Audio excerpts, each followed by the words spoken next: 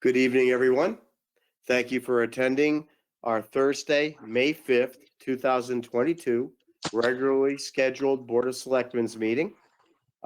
We call the meeting to order, and I ask that we please stand for the Pledge of Allegiance. I pledge allegiance to the flag of the United States of America and to the republic for which it stands, one nation, under God, indivisible, with liberty and justice for all. Thank you very much. Asking my fellow board members or Andy, are there any changes or additions to the agenda that we should take into consideration?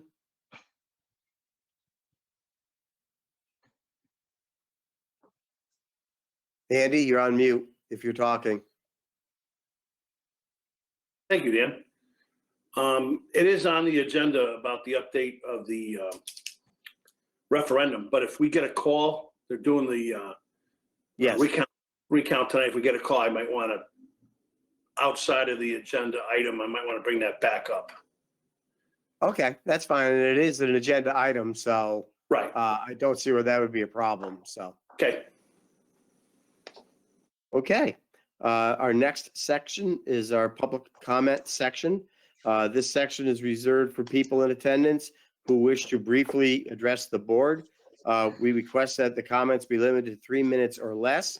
And please state your name and address, and people wishing to speak, if they would write comment in the comment box, and you will be recognized.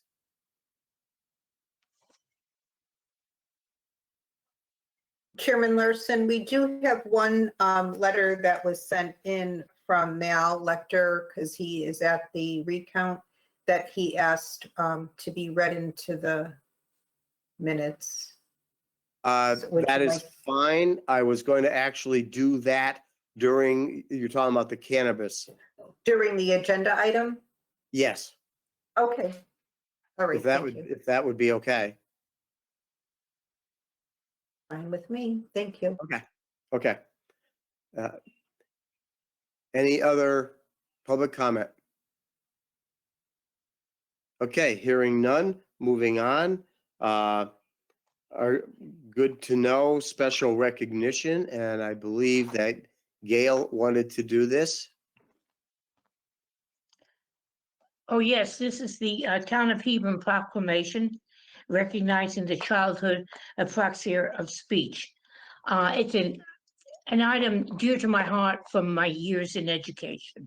I learned and observed that youngster who's out trying to interact with his peers cannot do so if they can't communicate.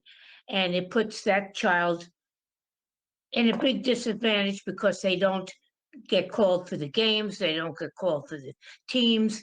And so I find this, we need to, this is something that is being addressed and needs to continue to be addressed. So what I would like to do is read the proclamation.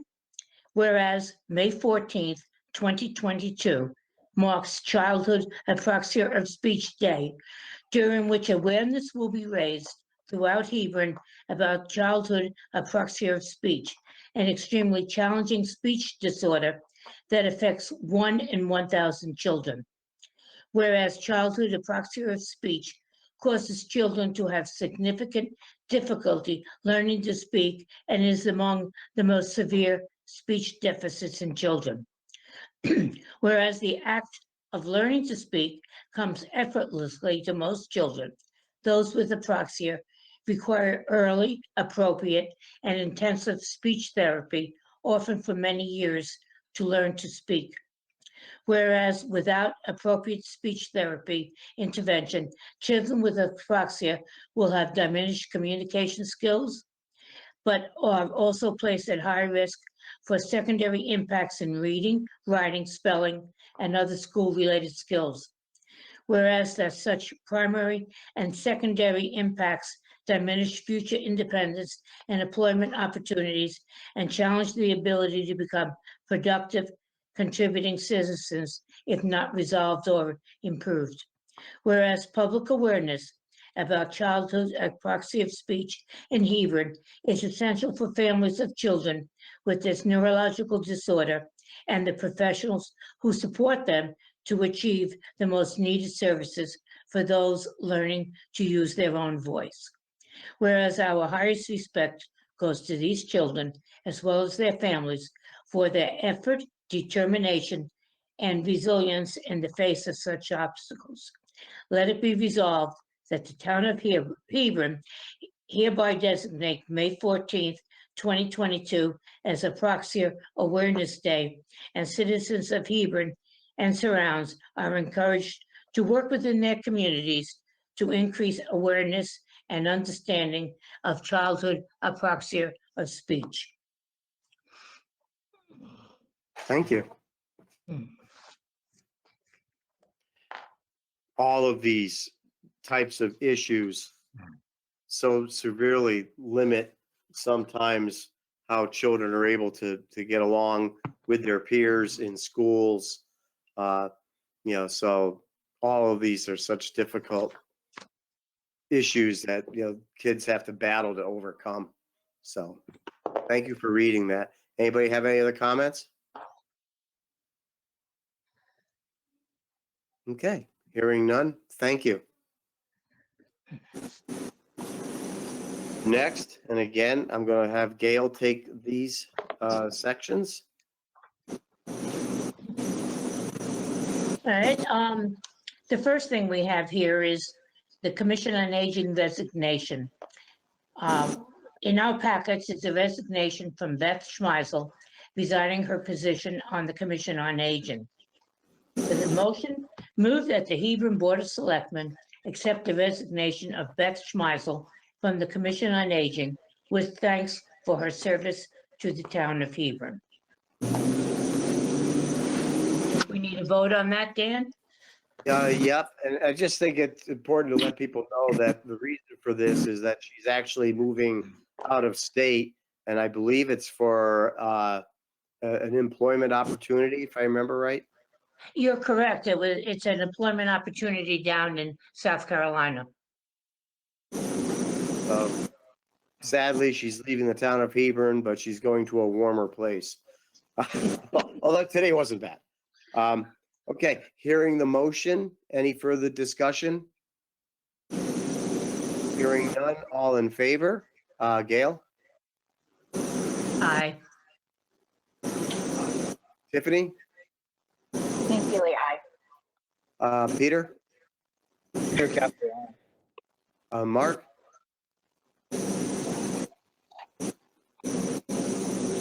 And myself, aye. So, okay. Next, Gail? The next is a resignation from Beth Schmeizel, resigning her position on the Douglas Library Board of Trustees. The motion is move that the Hebron Board of Selectmen accept the resignation of Beth Schmeizel from the Douglas Library Board of Trustees with thanks for her service to the town of Hebron and well wishes for her new endeavor.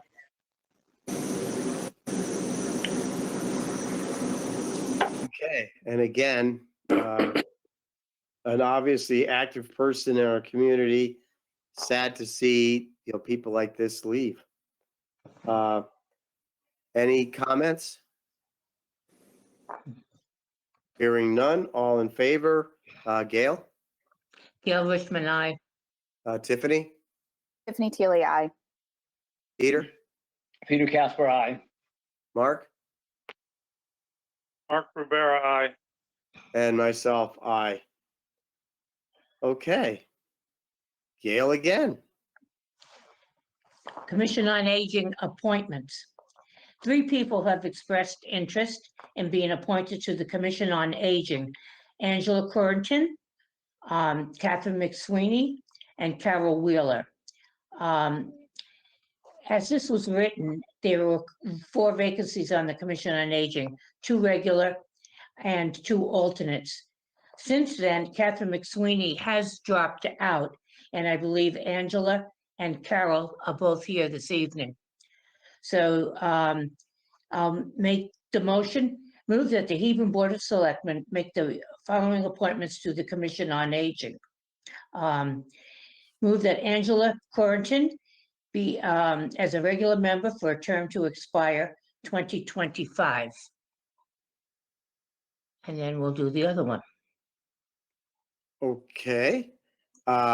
Angela, did you want to say a couple of words? She's here. Okay, I will. Thank you. Yes, good evening and thank you so much. My name is Angela Corinton. My husband, David LeMay, and I moved to Hebron in October of 2020. I'm a retired administrator from the technical high school system where I worked for 38 years.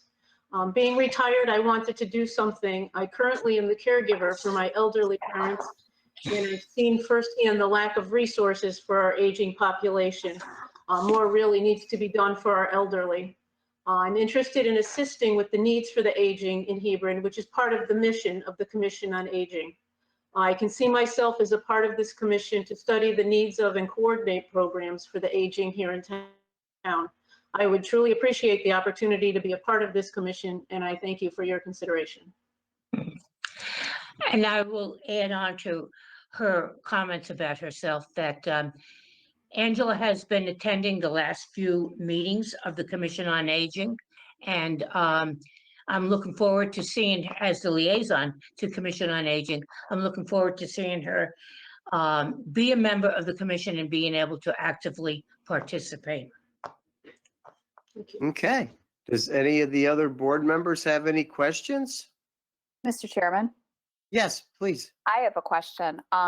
When did Kathy Mcsweeney pull out? Because that email is not in my packet. The only email I see in my packet is that Kathy is still interested.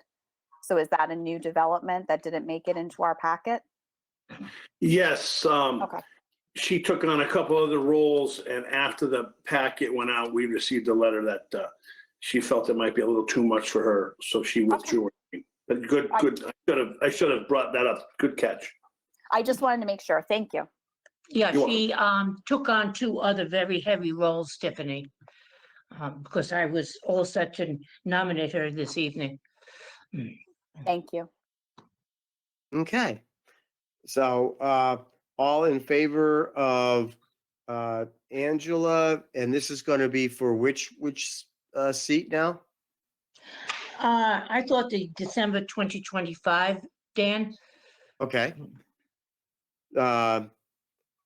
For the appointment for the regular member for the term to expire December of 2025. So hearing the motion, all in favor, Gail, Gail Richmond, aye. Tiffany, Tiffany Teely, aye. Peter, First of all, Angela, thank you very much for your willingness to serve. We appreciate it as a community. Peter Casper, aye. Mark, Mark Rivera, aye, and thank you also, Angela. Appreciate it. and myself, Dan Larson, again, aye, and again, thank you. You will be getting a thing from Carla, for the appointment and all that. So that will be in, I guess, the mail within a few days. Okay, Okay, Gail, thank you very much. thank you. One more. Move that the Hebron Board of Selectmen make the following appointments to the Commission on Aging. Carol Wheeler as a regular member for a term to expire December 2022. And as an aside, that leaves a vacancy for alternates at this point. So I make the motion for Carol Wheeler for a regular member for a term to expire December 2022. Okay. Carol, would you like to introduce yourself, please? I'm Carol Wheeler, and I moved to Hebron about 2 years ago. I also am retired, and I'm very interested in the Commission on Aging and seeing how I can help out in the town. Also, I have plenty of time on my hands to see what I can do. And I'm thrilled to be asked to be on the committee. Okay, great. Does anyone have any questions of Ms. Wheeler? No, I've had some brief interactions with Carol. I think she's going to be a good contributor to the commission, and we will now have all our slots filled, and the Commission on Aging will be able to go forth doing what their charge is. Okay, perfect, thank you. All in favor of the appointment signify by saying aye. Gail? Gail Richmond, aye. Tiffany? Tiffany Teely, aye. Peter? Carol, thank you very much. Peter Casper, aye. Mark? Mark Rivera, aye. Thank you, Carol. And myself, Dan Larson, aye. And again, thank you very, very much for stepping forward. It'll be great to have you on board. So again, you will be getting a letter from organizing papers here, I apologize, from Carla, and within a few days, and telling you how you get sworn in, and that'll be that. So thank you. Thank you very much. Okay. Andy? or- Next, huh? Okay, We've got a lot of appointments here tonight. The next one is the Douglas Library Board of Trustees appointment. Oh, okay. Emily Sear has been working on, has been looking to be appointed to the Library Board of Trustees. The Library Board Association recommended her. I believe we have a letter from Donna in there on that. And I will add that she's been very active in helping the library. She's been on the library strategic plan, and I'm very happy to move that the Hebron Board of Selectmen appoint Emily Sear to the Douglas Library Board of Trustees for a term to run until December 2024. Okay, hearing the motion, any discussion, comments? Okay, hearing none, all in favor signify by saying aye. Gail? Gail Richmond, aye. Tiffany? Tiffany Teely, aye. Peter? Peter Casper, aye. Mark? Mark Rivera, aye. And myself, aye. Okay, now. Sorry, I missed that one, but we have Okay. one more, and yes, so under item E, Deputy Fire Marshal resignation, in the packet attaches an email letter from Dan Larson resigning his position as Hebron's Deputy Fire Marshal. This is a position that Mr. Larson has held for 33 years. So thank you for your service, Dan. There's a proposed motion. Yep. Not- Gail, want to read that? Yes, move that the Hebron Board of Selectmen accept the resignation of Daniel Larson as Hebron Deputy Fire Marshal effective June 17th, 2022, and express sincere appreciation for his years of service to the town of Hebron. Okay. Any questions or comments? I'll have to make a comment on that one. Dan has been involved in everything and anything in town and has given his all. So we owe him a great, great respect and thanks for all that he has done, including this position as Deputy Fire Marshal, no matter when the call came out, what hour, or what, Dan was there. I Thank have you. a comment too. Yes, I have a Mark. comment. Dan, thank you. I think I met you 16 years ago. I think you were the chief at the time, and you really tirelessly, with a big heart, unselfishly just helped anybody who needed help, extended yourself.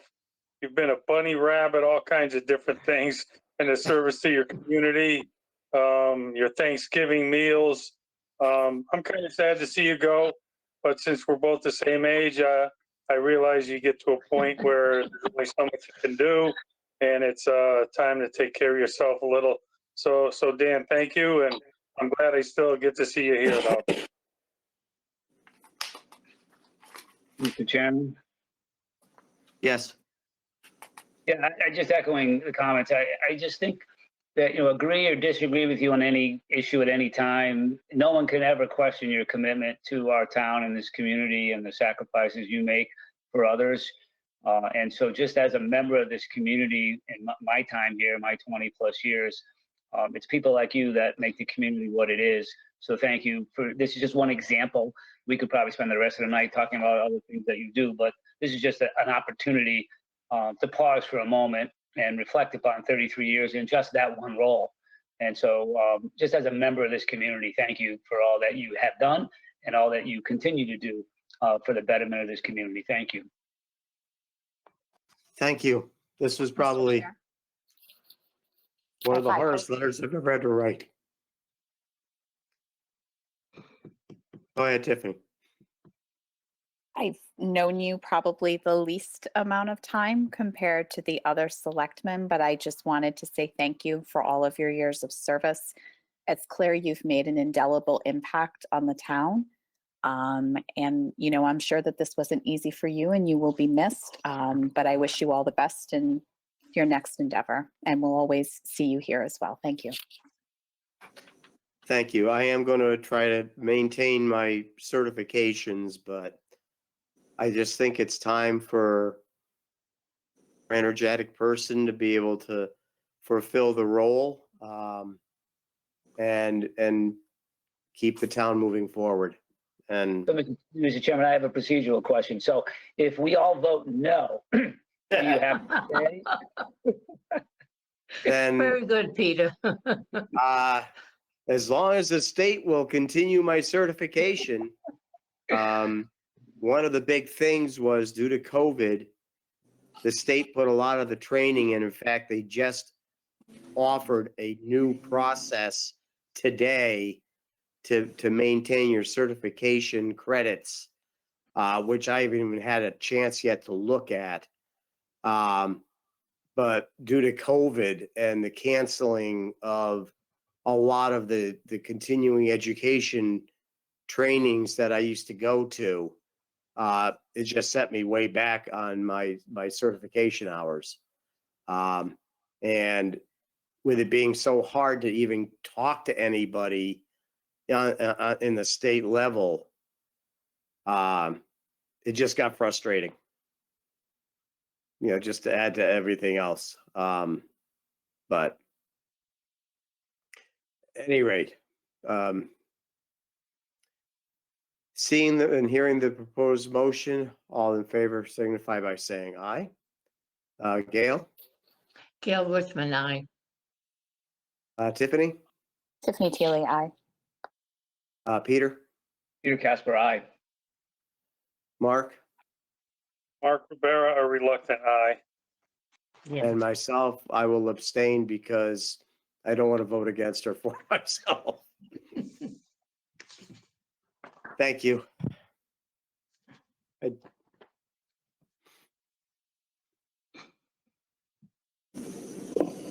Okay, Thank you. I believe you're welcome. Thank you, Dan, for your service. I believe that we're under item 7, which would be the town manager's report. So under recent activities or correspondence in the packet, there's a note from a gentleman named Bob Amangelo, and he represents the American Legion, and he's the person that's going to be in charge of this year's Memorial Day Parade. So I just want to throw a plug out there that the parade is going to be on Monday after a hiatus for COVID. The parade kicks off sharp at 11 o'clock a.m. It assembles at 10 o'clock, and it'll come down Route 316 to 66 and then down onto 85 by the Memorial Green. So they're looking to reinstate the fair. They want to have a good showing. This is, of course, to honor the fallen veterans. So it would be, that's the theme. No solicitations or political campaigning. It's just a somber recognition of their service to our country. So I just want to make that clear. His information is in the packet if people want to reach out to him. So I wanted to make sure I didn't miss that. Next would be the town manager's report. Excuse me. So hopefully, as you well know, the new town planner started Monday, so we've been busy trying to bring him up to speed and get him set up and get him acclimated with the staff, the building, and then the projects that are ongoing. So that's a continuing process.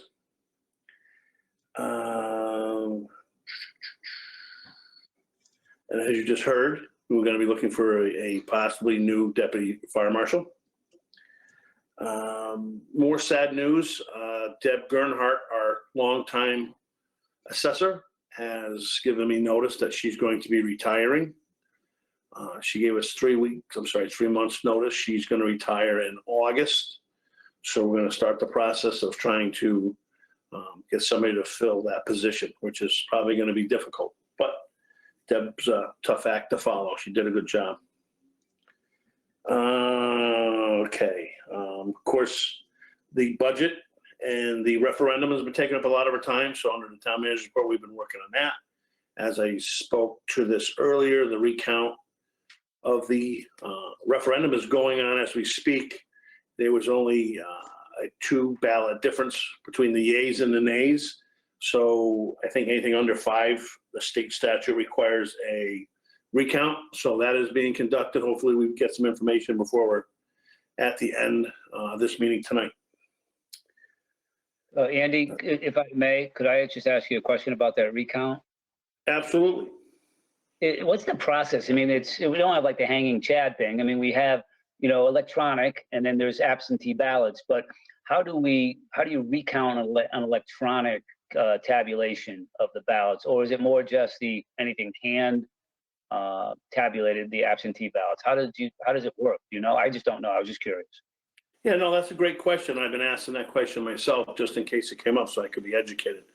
So what I've been told is a recount is like holding another election all over again. They're going to use the electronic machine.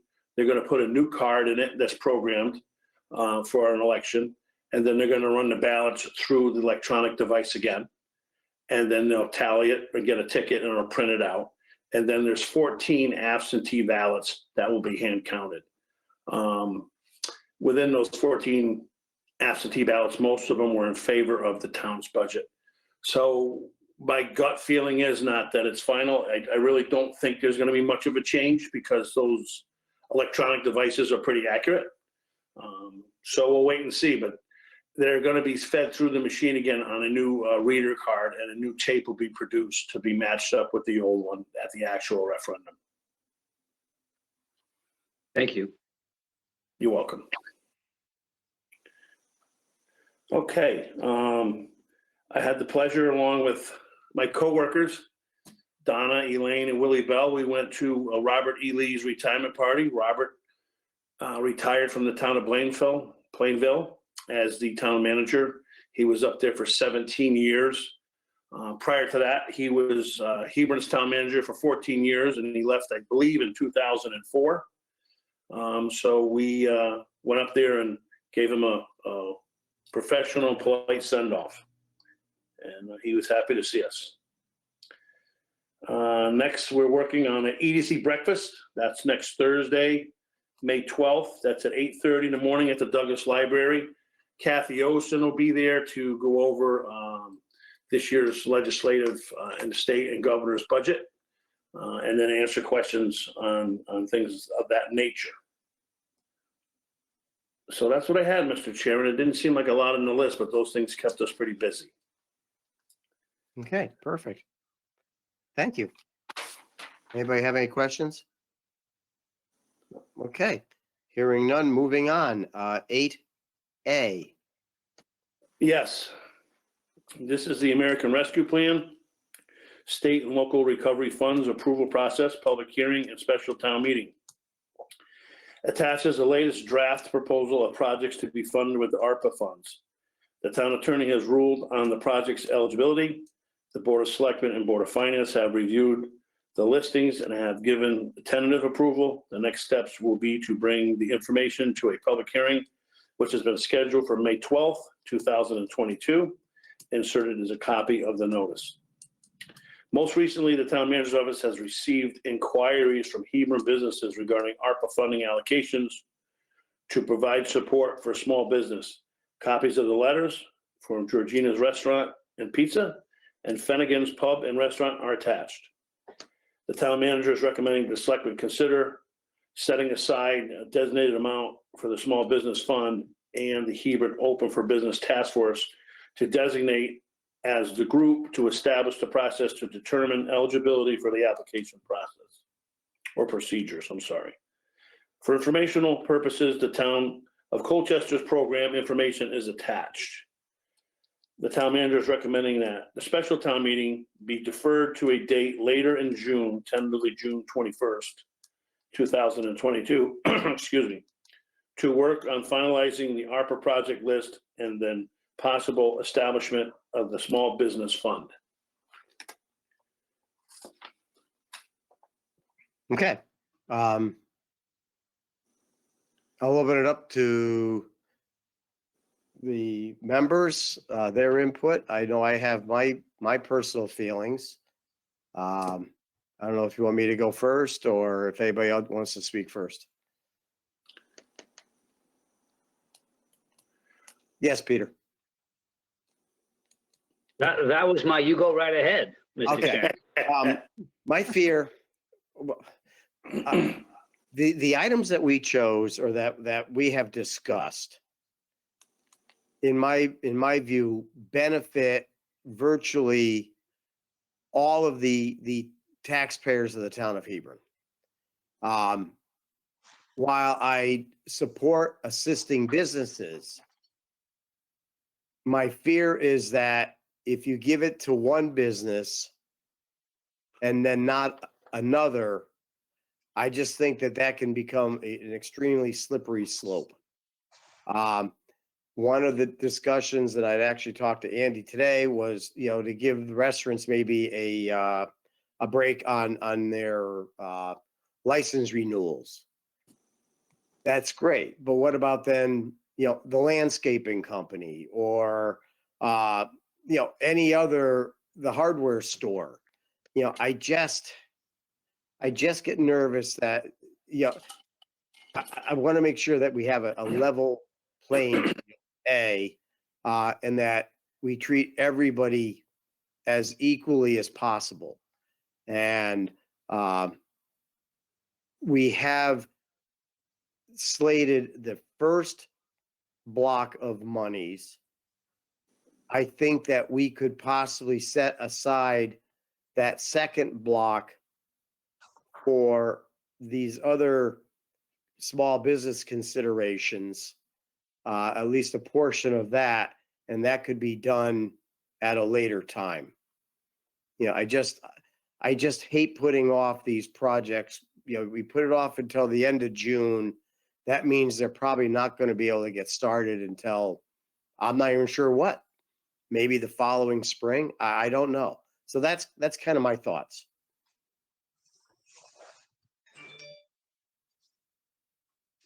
Andy, did you want to weigh in? Yeah, so Mr. Chair, I think how this occurred is the town of Wyndham put out a program and it went out through social media and it got shared and a couple of the people saw it. Then they came into Hebron and said, hey, where's our applications? How do we sign up? And then in having conversations with them, we realized they picked up something online that was really from Wyndham. So what we did is we kind of asked around surrounding towns what they're doing. And in the town of Coventry, the response we got back was that they were, as you stated when you talked to me earlier, they were covering the food service license fees for the year for all food establishments. They felt that was appropriate. I guess, don't quote me on this. I think the average food service license is per establishment is like $150 to $200. So I think they thought it was easier to determine that versus a weighing scale or a criteria of hardship and reviewing of financials to meet the criteria that they would need to meet. So that's just example of what another town next to us is doing. I just wanted to put that out there and let people know how this came about. And I agree that that is a fair way of doing it. To try to assess a company's fiscal hardships, I think is a daunting task. And I don't want to sound like I'm anti-business at all, but that if one person comes with their handout, everybody's going to come with their handout. So I don't know. I think we had a good list. Maybe we want to add something like that in the mix, but I just hate putting this off. We got so many projects that it just seems like we just keep moving down the road. And I think it's time that we kind of move forward stuff. Anybody else? Yeah, Dan, I have a couple questions. Yes. I kind of feel the way you do. So I want to get forward with what we've promised to do and the things we've committed to funding. But you were saying that in the second round, maybe we could consider some kind of help for businesses. Did I understand you right when you said that? Yes. I agree with you totally. I like the waiving the license fee thing. It doesn't seem like a lot though, just giving somebody a $150 break. So I'd like to figure out some way to support businesses more. So I like Dan's idea of finding something later on and trying to determine hardship would be like banks trying to figure out who gets a loan, who doesn't get a loan, who deserves this. That would be so much bureaucracy. I don't even think we could do that, nor should we try to do that. I'd rather do the same thing for everybody.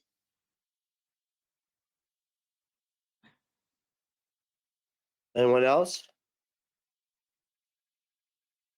I have a couple things if no one else, if Gail or Tiffany, okay.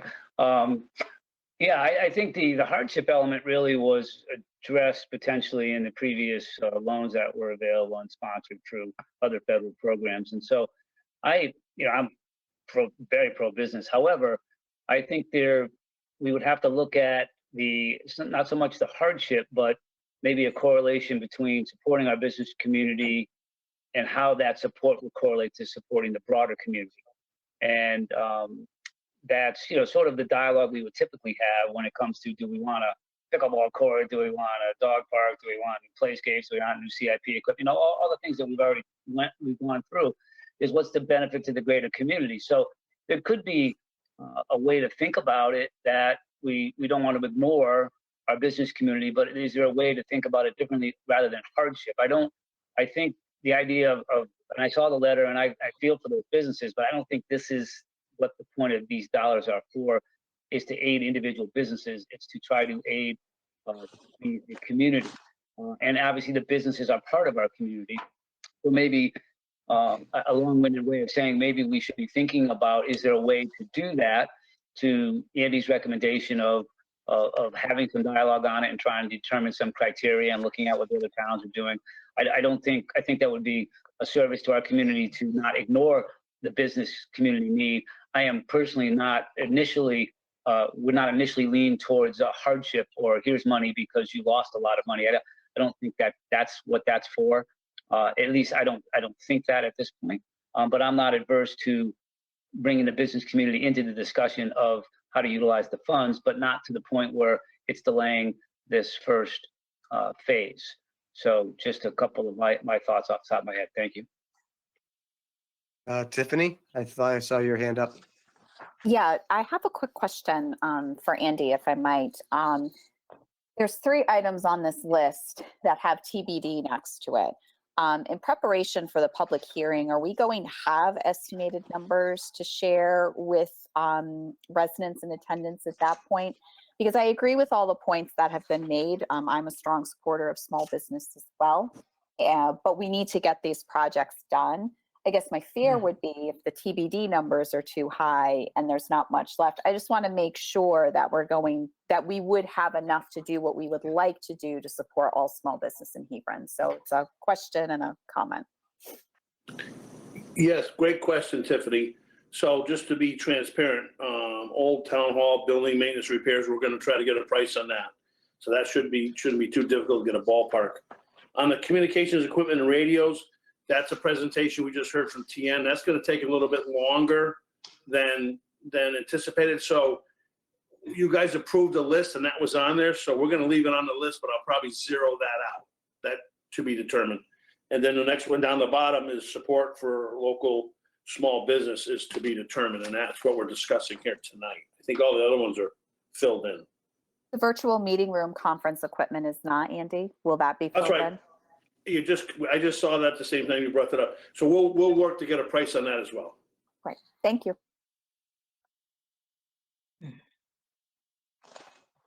Gail? Now, anyone who knows me a while knows that I'm a big supporter of small businesses because that's how I was raised. My father had a small business in Brooklyn, New York.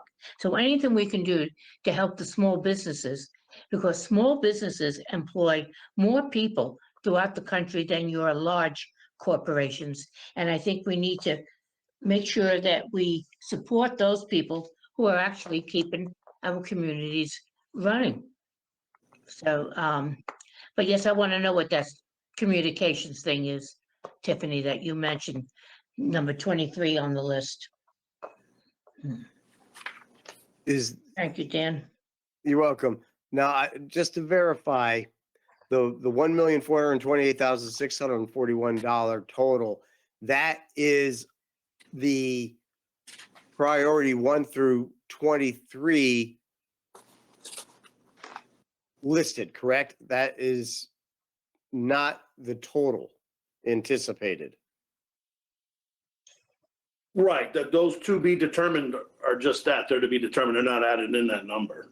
Okay. Okay. So, but we still have, 1.4 anticipated funds still coming.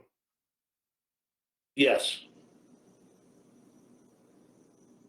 So again, I would think that, and that would be coming at what point? Very shortly, within the next month, I believe, in the next 2 months, the next month or two. So, and one of my thoughts is that we could still bring to the taxpayers, to the voters, to the residents of our community, these items, and knowing that there is a second list coming and that there should be funds coming that would adequately cover this next potential round, and the business portion could be in that. Would that be an accurate statement? Yeah, what we could do at the public hearings is explain that you're going to break it into 2 rounds if that's what the Board of Selectmen want to do. This item or this list of possible items could be considered the first round, and then we would designate a second round, and we'd give the financial amount that would be left to add items to that if that's what you guys want to do. No problems with that.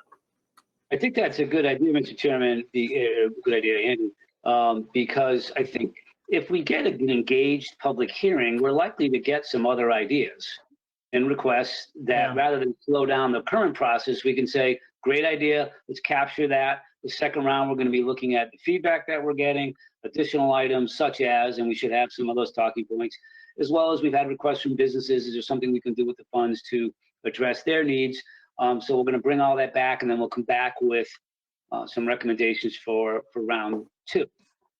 So I think it's a good idea. I think that there's no, but I don't want to overpromise. I just think that would be a good item to consider in the second round. We'll look at the business needs. We'll have time to then address it, talk about it, maybe reinstitute the committee that Andy talked about to come up with doing some more research. And then that will be entertained in round 2 rather than have it compete against something that's already been vetted out by the town staff and us as well, and the Board of Finance. Thank you. Thank you. Mr. Chairman? Yes, Yeah, please. so as you can see on the list, it starts up at the top as the total that we're anticipated is a 2.8 million. And then we'll try to finalize, we will have a finalized number by the time it goes to that public hearing. And then, of course, to the town meeting. For the, if that's what you want to call it, the first round, we can do it and set it up for that. But I think it's imperative, and I'm not sure if everybody saw underneath the example for the American Rescue Plan Act ARPA introduction that was sent out by Colchester. So I'm agreeing with Peter and the rest of the selectmen. It says, what is ARPA? And it says the American Rescue Plan Act of 2021, also called the COVID-19 stimulus package, is a $1.9 trillion economic stimulus bill passed by 117th United States Congress and signed by President Joe Biden on March 21st to speed up the United States recovery from the economics and health effects of the COVID-19 pandemic. I'm not going to read the whole thing, but then it goes down into what the town or Connecticut was supposed to receive, who is eligible, who can request funds, and then Colchester put in, how do I submit for a request for ARPA funds, and then it goes into who is the ARPA committee that they formed, the ARPA committee's objectives, who will the committee make recommendations, and then it has examples of eligibility, usage, and funding cannot be used for. So I know they ran into some bumps in the road over in Colchester. I think they tried to push this a little too fast. That's been in the local paper, but I think that your guidance with let's move what we have forward now, I think that's appropriate if the board is concludes in that, and then we can take the rest of it and possibly, as I suggested earlier, you probably should resurrect the committee, and you should have some sort of eligibility or solicitation form to ask for some of this stuff. Okay. So is the flavor of the board that we maintain our original thought of May 12th and explain to the taxpayers or the people that in attendance what our thoughts are and how we'd like to proceed? Mr. Chairman? Yes, please. I'd agree that we need to move forward. I guess then my question would be that if we're all in agreement that we'd like to consider the small business support in the second round, would there then be a reason to postpone the special town meeting to late June, or could we move on that quicker and start getting this first round of projects off the ground? Well, that's what my thought was, if we could get this first round off the ground, and that would then buy time to put together whether we do it as a committee or just how we do that next round. And then, come up with either if we end up with an application process or what have you. But that would give us time for that also, is my thought. And the problem is, as you start getting into summertime, you just lose a lot of momentum. That's why I'm saying if we don't move on this now, I'd be afraid that some of these projects wouldn't even start to even begin until quite literally next spring. It'd be a whole nother year. So it seems to me that then we'd have to consider a different date than what's proposed for the special town meeting to approve this first round then, correct? If I could, Mr. Chairman. Yes. Two things. One, the Board of Selectmen has the power to move this forward. All the other towns had a committee form, so I thought it was very transparent that we at least let the public weigh in on it with a public hearing and then a town meeting. It's not necessary, but I recommend it, so I just want to make sure that's one thing. And then secondly, I see my good friend Mike Harder just appeared. They also have requested some money that I don't see it, that we put it on the list yet. I think we're still waiting for the town attorney to approve. I know they had put a request in for the Green Committee, and I don't see that on the list. I could be wrong. Andy, if I can Yes. make a Go comment. ahead, Mike. It's been on the list for a few weeks now, I think, since at least I first saw the list. Not as part of that first 23 or so items, but down below under the notation that it's awaiting a determination by the town attorney as to eligibility. And reason you anticipated my question, I guess. The reason I popped in here was because I was going to ask if that determination has been made. We're still waiting to hear back from him. He ended up having COVID and he's out of the office, but we feel we'll have that shortly. I can throw out another question. Is there any concern on your part or anybody's part that what we're talking about is not eligible, not appropriate as an infrastructure, project? Once again, I would just defer to the town attorney. If he doesn't have a problem with it, then I think we're open. At least that's my opinion. Mike, are you asking on the items that we have suggested, the 23? Because those, I believe, have all been vetted by the attorney. My question is about the item down below, which doesn't have an item number associated with it. It's got a dollar figure.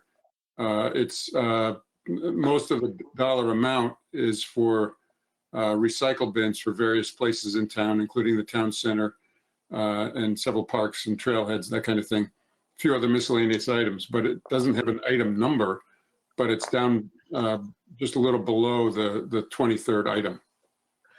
Mr. Chairman, it's Yes, down please. below the grand total, go down a few lines, and it says Green Committee funding special projects is $25,940. And I think we Right. need the town attorney to tell us if that is appropriate for these funds.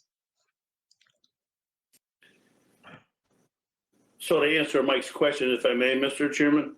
Yes, please. So once this, the town attorney vets that, Mike, then we would go to the selectmen and add that. The other items have been reviewed by the Board of Finance, Board of Selectmen, at least to go to the public hearing. It's still draft form. So we list every request that we get. As you can see, we just talked about support of local small businesses because we had 2 come in this week. So yours is still pending. Whether they approve that whole amount or not, we just wanted to show the requests that came in from the Green Committee. And as we stated earlier, waiting on the opinion of the town attorney if that fits the venue. Okay, thank you. Does Mike, does that answer your question? I just want to verify if that answers your question. It does. I mean, I was wondering if the town attorney had rendered an opinion yet, which I guess he hasn't. Yeah, I think he's asking because the last time that we saw this list when we were on with you guys, there were a few other items that were down there and all of those got moved up top except for ours. So I think he's just wondering why. But we're trying to verify that every item that we have on the list meets the ARPA requirements. And I know originally what was told to us was it was really a moving target the first few months that the ARPA monies are out there, where, literally you'd almost get an answer one day and then another answer the next day, counteracting the first one. So we're just really trying to make sure we don't do anything that would create any kind of red flag for the ARPA monies use. Would that be an accurate statement, Andy? Yes. So once again, all the items that are listed with the numbers, those have been vetted. And until Caitlin just said that, I didn't realize other ones had moved up that he approved. And maybe I'm wrong. Donna, you can chime in. Did we hear back from Ken as far as the Green Committee's request? I don't believe we did, but I could be wrong.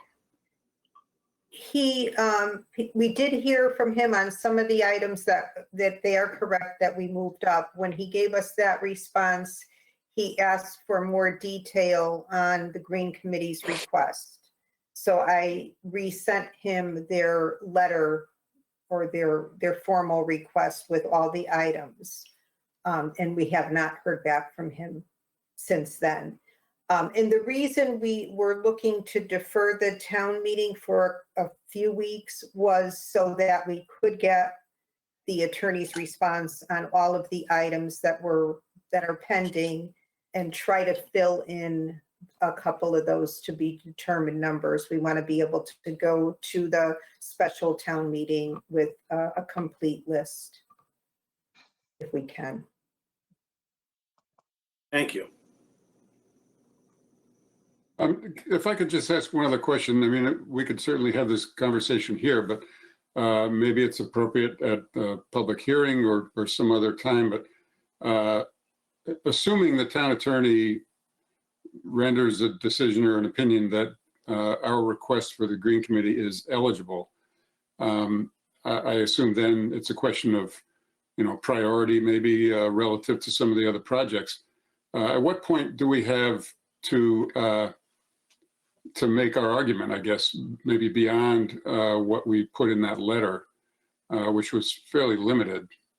And I'm sure, Kate and I and some of the other committee members would be very happy to engage in that conversation. I would suggest, if I may, Mr. Chair, Yes, please. that Mike, we leave the agenda, and I'm sure we'll have the response from the town attorney before the next Board of Selectmen's meeting. But we can do this offline, and we know what the monetary request is you put in. We haven't reviewed it. The first thing we do is send it to the town attorney. And then if the Board of Selectmen want to follow that portion of it or prioritize it, that will be definitely something that will be vetted with you and your committee, I would hope. Okay. All right. Well, yeah, we'll be glad to sit down with you and anybody else to have that more detailed discussion, because I mean it's something the town really needs. Okay, so for the point of order, we'll stick to the agenda, and I promise I'll reach out to you offline when we hear back from the town attorney to give you plenty of notice. Okay. Thank you, Andy. You're welcome. Okay, so hearing Donna's input, do we want to try to go for May 12th, or do we want to go for June 21st?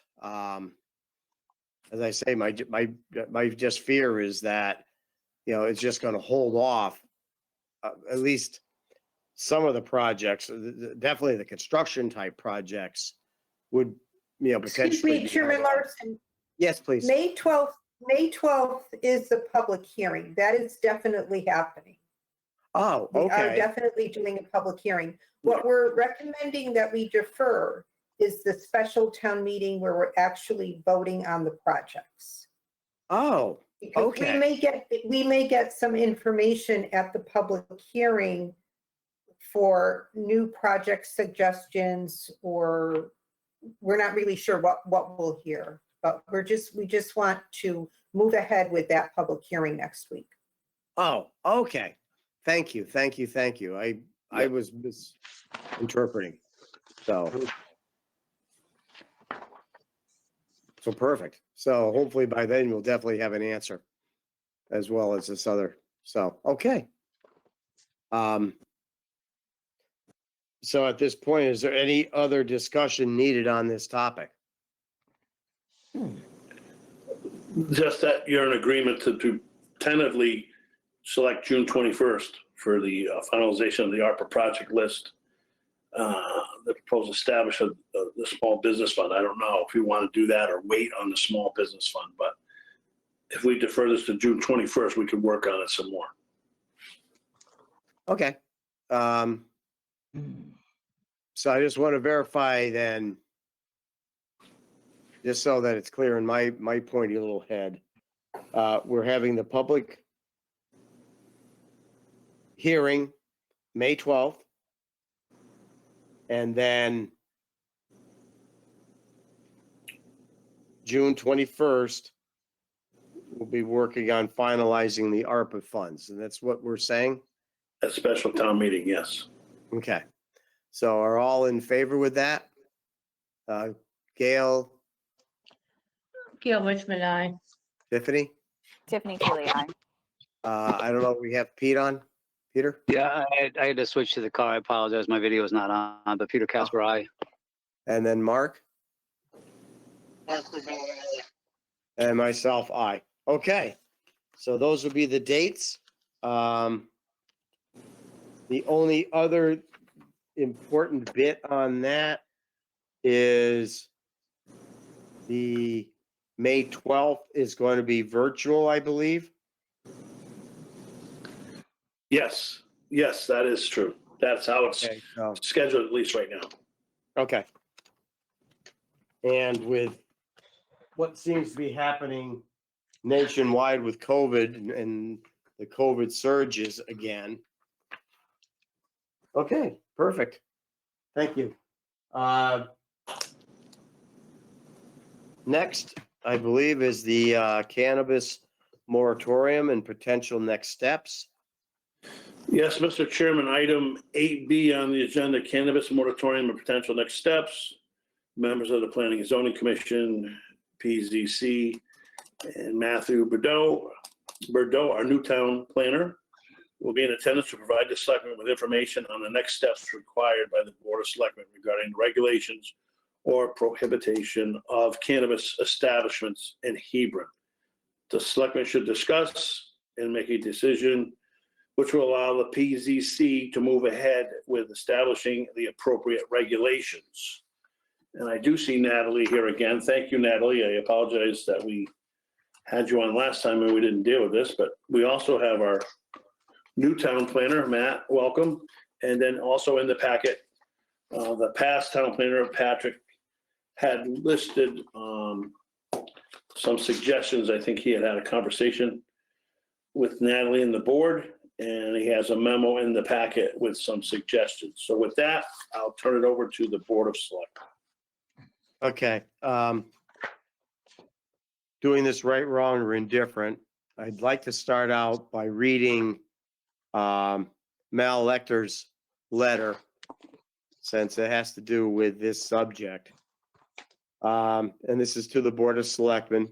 Ladies and gentlemen, I had intended to be at your meeting tonight to make this comment, but have instead chosen to attend the recount of Tuesday's referendum ballots instead.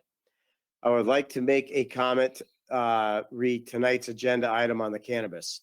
And actually, Mel and I had actually talked also this afternoon. Yeah. Okay. Cannabis continues to be a hot topic statewide following last year's law that legalized the sale of cannabis for recreational use.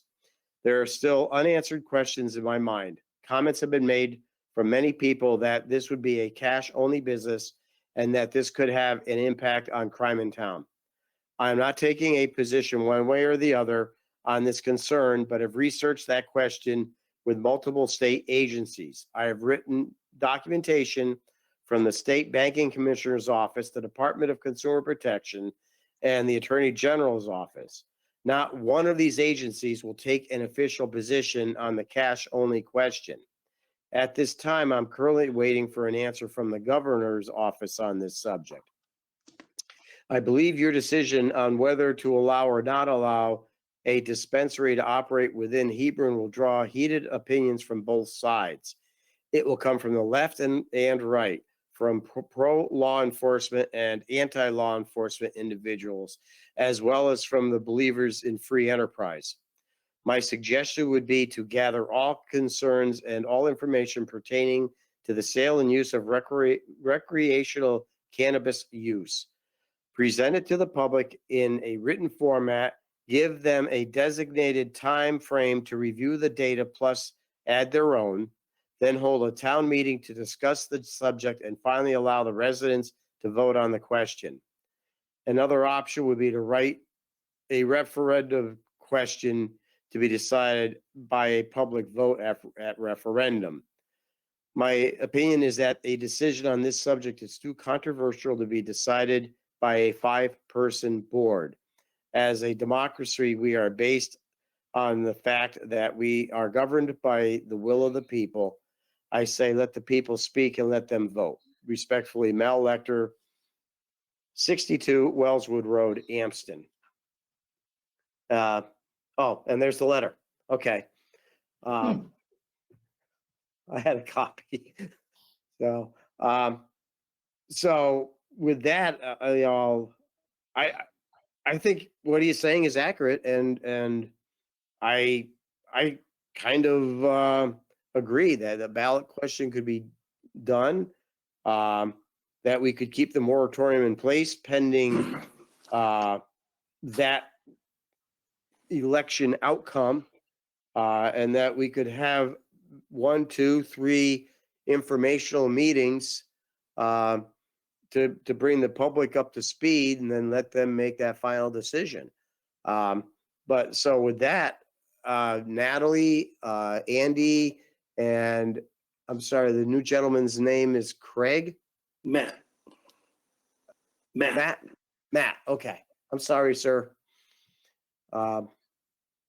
So I would defer to them just with one question is, I'm not sure if what I'm hearing, if we add that to the November ballot or a question on the ballot, whether that gives P&Z enough time to do what they need to do.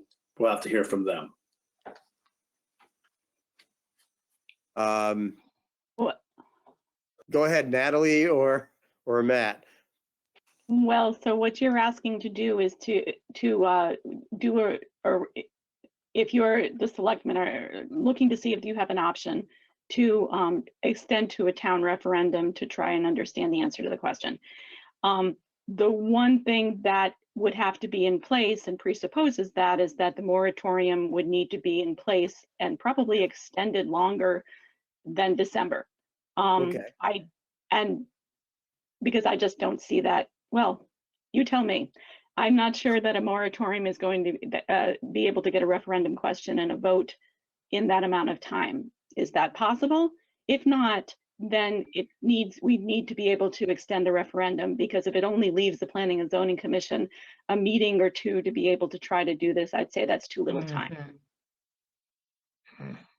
Okay, well then would the referendum, and again, please other people jump in, possibly next May during the budget referendum, a question could be put on that. I mean, what works? I'm looking for input and ideas, and yes, Andy. So I'm not trying to cut off the planning and zoning, but I think it's a topic that we need to deal with. So if the fall referendum is too late, we could possibly do it at a special town meeting. I don't know if that helps. That would be sooner than waiting till next spring. Mr. Chairman, Yes, please. the one thing I think is absolutely essential, this is an issue that will affect the whole town. I think this residents, the citizens of this town, need to have all the information, pro and con and in between, they could possibly get. So in my mind, talking to, the people that I socialize with, I think we need public hearings and informational, maybe a couple of informationals, so that people know what is going on. And then, yes, I would say a referendum to let them vote on it. But you can't vote on something that you don't have sufficient knowledge about. You can't Can I vote ask in a quick question? Can I ask a quick question? And that is, Andy, I think that was a takeaway that the last time folks talked about this. Did you ask the town attorney about the possibility of extending a moratorium once it has already been extended once? To answer that, I did not ask that question of him, but I can. Yeah, that I would suggest that that's a question that needs to be answered, but probably concurrently with what you're talking about here. Okay, I agree. Mr. Chairman? Yes, please, Peter. Yeah, And yeah, I appreciate that, Natalie, because I'm a little confused at the sense of urgency here. Other than the need of Natalie's commission, that's separate. But in terms of the public sense of urgency on this, we heard last time that the benefit to the town was going to be relatively minimal in terms of tax dollars, and those tax dollars that were secured were going to be specifically earmarked in some respects for education or other programs. So the benefit to the town, I didn't hear as being very substantive, but there appears to all of a sudden be this significant sense of urgency. If it's driven by the need to extend or to address Natalie's point about the moratorium, then I'm on board with addressing that. But if it's specific to the public need, I don't understand needing to be at the point of the spear on this thing and the sense of urgency to all of a sudden do this. I didn't hear the benefit, but I'm interested in maybe something has changed in respects to that. Mr. Chair, maybe I can respond quickly. Yes, please. After comments. Well, as it was outlined in Patrick's memo, the previous planner's memo, the board does have a couple of options, and one of which is a wait and see approach. You know, the urgency, I guess, would be that the state is beginning to issue licenses to retail facilities. So if there was an interested party in locating a retail facility in Hebron, they would be in pursuit of a license sometime soon. So that's one point, you know, in terms of the timeline, that's something worth considering. As Natalie mentioned, there is a time limit to the moratorium. We should get the response from the town attorney whether or not we can extend that. Assuming we can, that buys us a little bit more time. But as it was outlined in the memo, the idea of an ordinance that prohibits the use for the time being until we have the time to consider it, you know, in a more comprehensive scale, as Gail referred to. That's an approach the board can consider as well. Mr. Chairman? Yes, please, Mark. Yeah, I got a couple of thoughts here. You sell drugs to raise money to have a drug prevention program seems absurd to me. After spending 40 years in law enforcement and as a teacher and working with youth, I have no interest in having any business that sells marijuana in town. I'm certainly, as a police officer, not for punishing and arresting people who smoke and use marijuana. I am against private drug dealers selling any kind of drug, but I am somewhat moved by Mal's letter. Regardless of how I feel, I think it is fair to have the public decide if that's what they want in their town or not. I know I'll definitely vote no. Thank you. I agree with you, Mark. But being fair, yes, Tiffany. Yeah,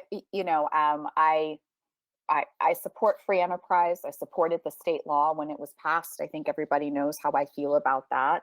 But I do think there's merit in having a referendum on a topic like this, because, you know, I do think if we had voted one way or the other, it would have been very easy for someone to pull a petition regardless. And so, frankly, I think we would have been looking at a referendum anyway, because somebody would have gone and collected the necessary signatures.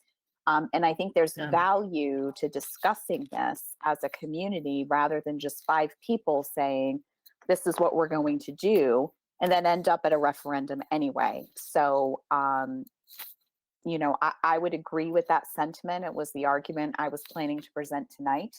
And so I just think there's value in having that kind of input and, you know, giving people the power to decide what they want in that town, and we will abide by what they decide. Thank you. Gail, Peter? Well, you heard what I said before, Dan. I agree with Tiffany.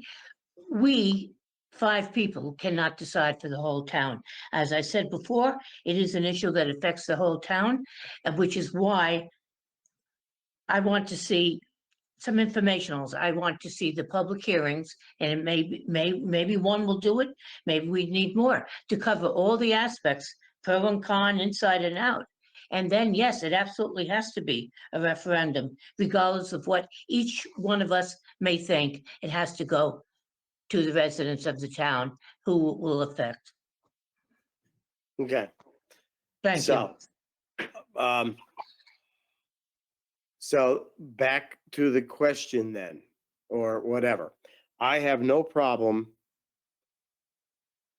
proposing that the Board of Selectmen enact a moratorium.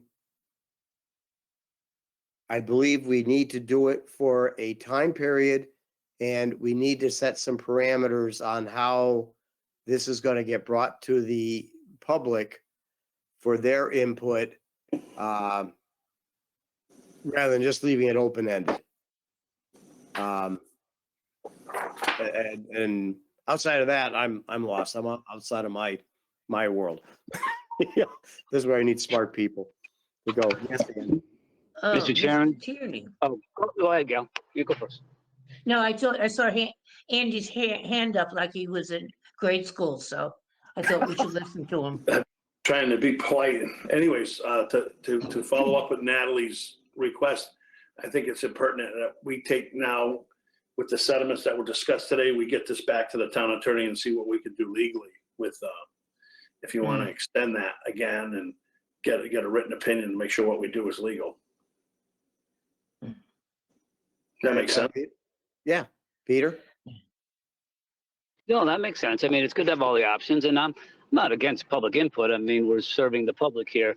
I just think we're getting a little distracted with sort of this, moral judgment on the sale of marijuana or not, when it really, from the town's perspective, we're talking about minimal town revenue from the projections that Patrick provided and some potential downside to it. So public needs to understand the benefit to the town, and having access to marijuana in Hebron versus Andover at very minimal tax benefit, because most of it has to go back to education, as Mark mentioned. I mean, that's really the issue, probably. And I just want to make sure that that's covered, as opposed to a lot of discussion around sort of a moral stance on whether or not we should be allowing cannabis selling in Hebron. But what's the benefit to the community versus the risk? And as long as we can sort of keep on that path, I'm interested in the input and the dialogue, but I think we have to be careful. Otherwise, it's just going to get into a very heated discussion about something that we're going to lose sight of really why we're having the meeting to begin with. Yeah.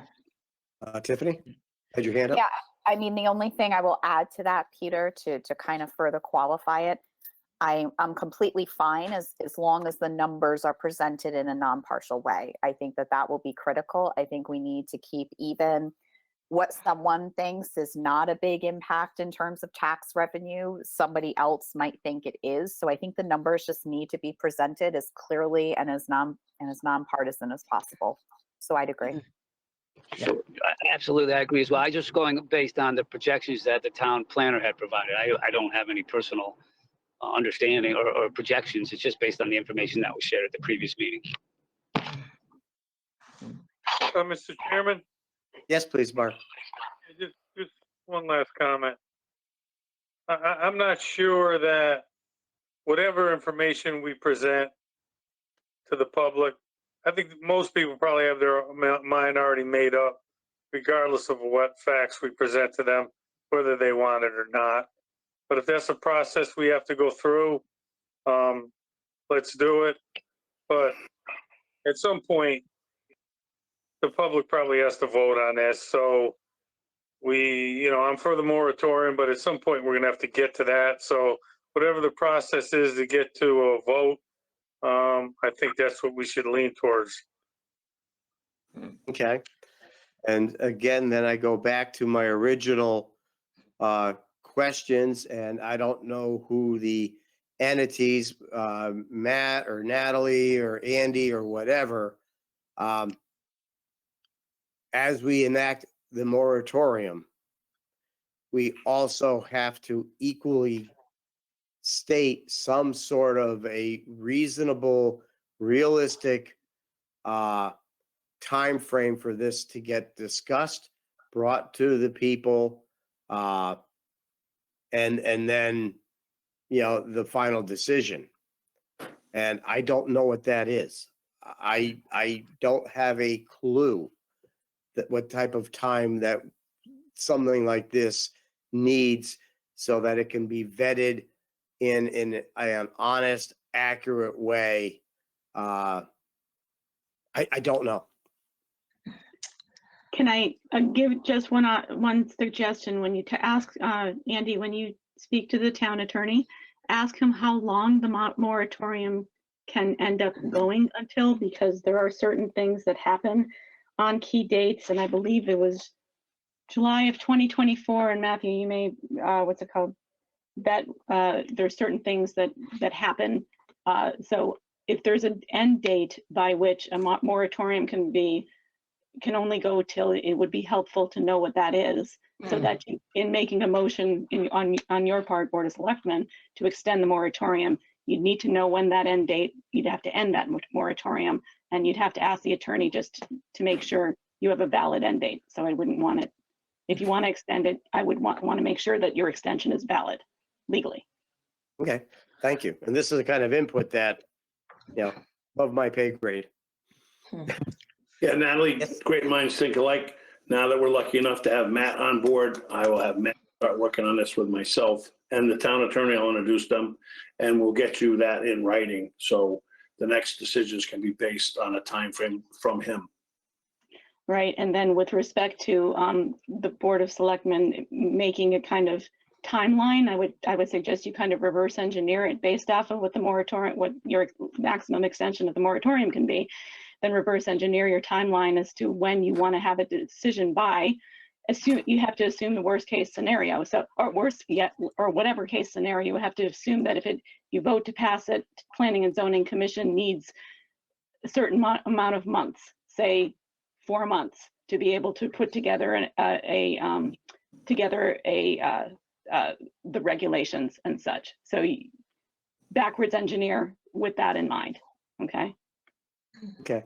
Now, on your end, when you do these changes, do they get voted on by the public, or is it strictly internal? No, it goes, if there isn't any change to a zoning regulation, it becomes a public hearing, and it is reviewed by the public and input by the public, and ultimately voted by the commission. But all input there is input from the public on it. The public doesn't vote on it, but the public is able to give complete input on it. Okay. Is that clear? Yes. Yeah. Yeah. Okay. Well, I mean, there's, you know, I just heard of apparently there's a thing that I guess outlaws roosters in town or something. I just found out about today, and apparently that's been in since 2018. And it's like, I never heard of it. You might have yeah. heard the rooster next to you if it wasn't there, but that's okay. I moved to Hebron because I love farms. I'm a rural boy at heart. So it doesn't hurt me one bit. I mean, I grew up, I used to have horses, you know, horses, chickens, you name it. So as Hebron gets cityfied, I don't like it, but that's another story. Matt, did you have Chairman? anything to say? Yes, I'm sorry.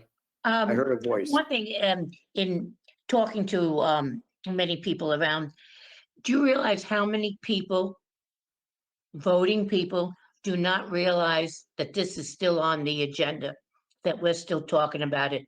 They don't. An informational public hearing would be publicized in the release, would be an eye opener for them, because they don't know that we're still talking about this. It's not in their radar. So, I know it's think getting. we need to make sure that people become more and more acquainted with this. The only person who I spoke to recently was someone who has 2 kids in high school. So it was on their radar, but most people know. Just something to take into consideration. Thank you. And that brings up, and I know it's not really part of the agenda, but one of our many, or a major problem that we have is people lightly read the River East. And that is probably the one document that probably gives the most information of what's happening in town. We are back to the fact that, you know, people find out and they're enraged that, you know, this is the first they've heard about it. And yet we've had, you know, the ongoing discussions, in some cases for months. I don't know how to fix that problem.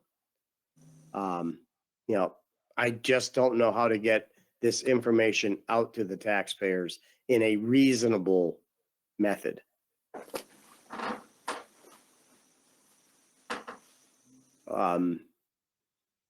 Matt, welcome aboard, by the way. Thank you, Mr. Chair. Yeah. You know, I think Natalie hit the nail on the head. Why don't we just speak with the town attorney, get you some actual dates that we can work with, and produce a plan. Okay.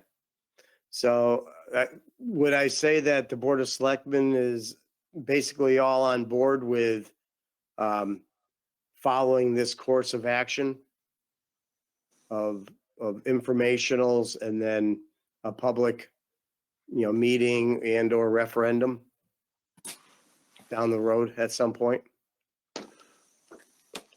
Yes, Mr. Chair, we can keep this on the agenda. Matt and I will work to get the information. We'll come back to the board with the information when we have it. We'll put a plan and a time frame together for you to vote on.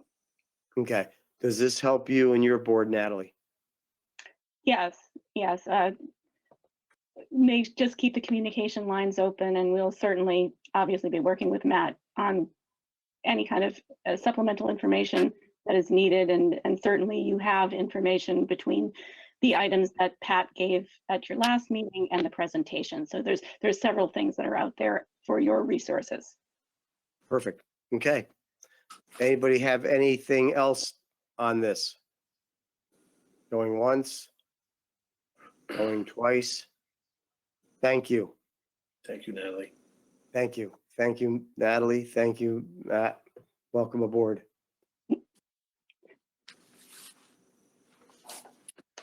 Okay, Mr. Chairman, next up on the item 8C, it's been revised. Attaches the proposed pollinator pathway resolution as recommended by the Hebron Pollinator Conservation Project and edited by the Hebron Green Committee for consideration by the Board of Selectmen. Also attached is a resolution as approved by the Board of Selectmen on December 2nd, 2021, and now a red line version comparing the two. Also following is Craig Bryant's response to the request as to how the proposed resolution would affect the Parks Department. In regards to the Pollinator Pathways Resolution, the Parks and Recreation Department will see little changes in current best practices. Currently, the department uses most organic fertilizers to treat game fields, and pesticides, herbicides are used in a direct and concentrated approach as a last case solution. Other than poison ivy, they have become too widely abundant and dangerous. We hardly use herbicides on properties other than game fields. When adding additional plantings or landscapings, we have consciously made the decision to purchase native species in order to support pollinators. We have worked with the pollinator group in providing parcels of land to expand pathways and will continue to do so whenever possible. If feasible, we can help provide education and work with the Pollinator Pathways group during Pollinator Week. We are unable to commit fully to the resolution based on the town's mowing, cleanup, and pesticide management requirements, but will continue to use best practices for management of the town's properties, which with as much respect and commitment to the resolution as possible. So hopefully, Mr. Chairman, you got enough information from the last meeting. We supplied what you were hopefully looking for. Yes, thank you. I after our last meeting, I had sent to town staff a number of questions just to verify how, if we were to enact this modified resolution, that would affect the town. And so that was Craig's response. And the other thing he had stated, if I am reading the resolution correctly, we would be encouraged but not directed to follow all the resolved bullet points. So again, they're trying to do best practices, but there is the economically feasible aspect of it.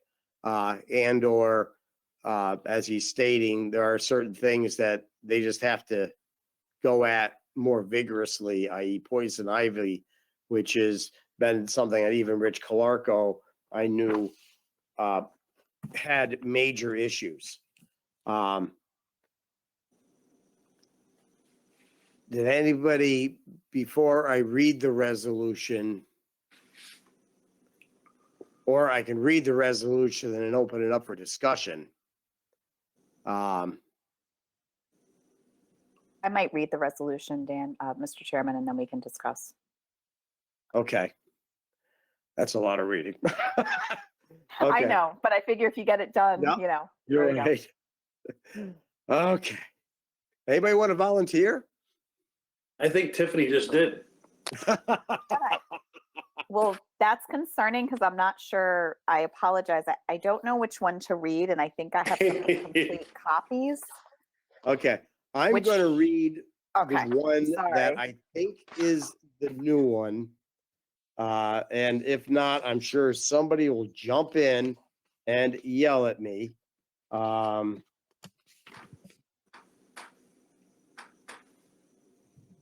That was the one. Okay. So I am 96% positive this is the new one. Whereas pollinators are in decline due to the destruction and fragmentation of habitat from development, a lack of native plants due to invasive species, inappropriate and excessive use of pesticides, and a lawn culture that promotes turf grass monoculture, which offers no benefits to pollinators and other wildlife. Whereas pollinator species such as bees, birds, butterflies, and other pollinating insects are vital to maintaining healthy and diverse ecosystems. Whereas native plants support pollinators and all wildlife in Hebron and beyond by providing food and shelter, they also help prevent erosion, keep our waterways clean, restore soil health, and improve the air we breathe. Whereas pollination is responsible for most of the food we eat, whereas native bees species are threatened, endangered, or of special concern in Connecticut, and a downward trend is seen in species diversity and an abundance of bees, butterflies, birds, and many other animals. Whereas the town of Hebron is cognizant of the need for safe and healthy landscapes for its residents and habitat for important pollinators, and whereas recent scientific research supports the benefits of restoring and reconnecting isolated patches of habitat. Now, therefore, be it resolved that the town of Hebron, Connecticut does hereby recognize and support the tenets of a pollinator pathway northeast and declares that the town of Hebron is a pollinator-friendly community. As such, the town of Hebron, along with the state of Connecticut, the U.S. government, and other governmental bodies recognizes Pollinator Week be held annually in the month of June. For 2022, National Pollinator Week will be held June 20th to June 26th, with June 20th being designated as National Pollinator Day. And in so doing, call upon the community of the town of Hebron to take cognizance of this initiative and to encourage the creation, restoration, and enhancement of pollinator habitat and native biodiversity on land managed by the town or by town landowners, and to encourage the creation of linked and safe yards, properties, and yes, and trails that can provide pesticide and herbicide-free native floral resources and habitat for our threatened pollinators. And in so doing, encourage the community to, one, plant predominantly native and pollinator supporting plants, parentheses, see www.pollinatorpathway.org for helpful lists, end of parentheses, and manage invasive species, parentheses, see www.cipwg.yukon.edu for invasive plant listings, end of parentheses. Protect and enrich soil by reducing lawn size, using organic yard care practices, and avoiding application of synthetic fertilizers, pesticides, parentheses, herbicides and insecticides, end of parentheses, and treated mulch. 3, add natural areas with beneficial native pollinator-friendly plants when designing new and renovated facilities. 4, follow best practices for garden cleanup in the spring, allow plant heads to remain through the winter to provide food for wildlife, to keep plant stalks, snags of dead wood for native bees to nest on, flower beds through the fall and winter to provide habitat, soil nourishment, and protection from overwintering pollinators. And 5, have a water feature, parentheses, i.e. a bird bath, fountain, or natural water source, end of parentheses. And in so doing, to assist residents and businesses, excuse me, in making Hebron a pollinator-friendly community, the town shall support, encourage, and to sponsor, when feasible, educational programs, lectures, workshops, and demonstration projects such as pollinator gardens. This resolution shall become effective upon adoption, and it be witness thereof that I have set my hand and caused the seal of the town of Hebron to be affixed on this, and I'm going to say whatever the day of May 2022. So that is the proposed resolution. The changes were minimal, and we did get input from Craig. My only, again, concern is I do not want to lock the town into something that becomes economically infeasible. You know, and I am hoping that the people involved with this project would understand, realize, and accept that. Questions, input? Anybody? So Mr. Chairman, we are voting on this resolution. We would be voting on this resolution, and this would be superseding the resolution that we passed a few months ago. Thank you.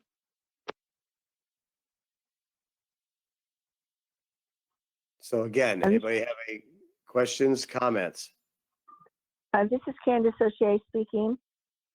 I just want to point out that the resolution is a resolution of encouragement. It is not binding in any way. So the town should not feel in any way obligated from a financial perspective, is there is no financial aspect included in the resolution. Thank you. And that, as I say, that was my concern last time. I just wanted to verify that we were not somehow Absolutely. locking ourselves into something that would be, you know, I guess for lack of a better word, untenable or unacquirable. Absolutely. And there are no words to that effect in there. It was written specifically to ensure that there was no legal or financial commitment on the part of the town, but rather it was one of encouragement, and we leave it at that. Okay, thank you. Mr. Chairman? Yes, sir. Yeah, this seems like a worthwhile endeavor to support. I can't see a downside to it. Not that any of us on the Board of Selectmen are experts in this area, but I think I had the same concern you did. But hearing this and listening to what we just said, I think we ought to go forward and vote on this. Okay. Any other input? Okay, hearing none. All in favor of this revised resolution, please signify by saying aye. Gail? Gail Richmond, aye. Tiffany? Tiffany Teely, aye. Mark? Mark Rivera, aye. Peter? Peter Casper, aye. And myself, aye. Did you notice how, like, I call as you people get moved around the screen?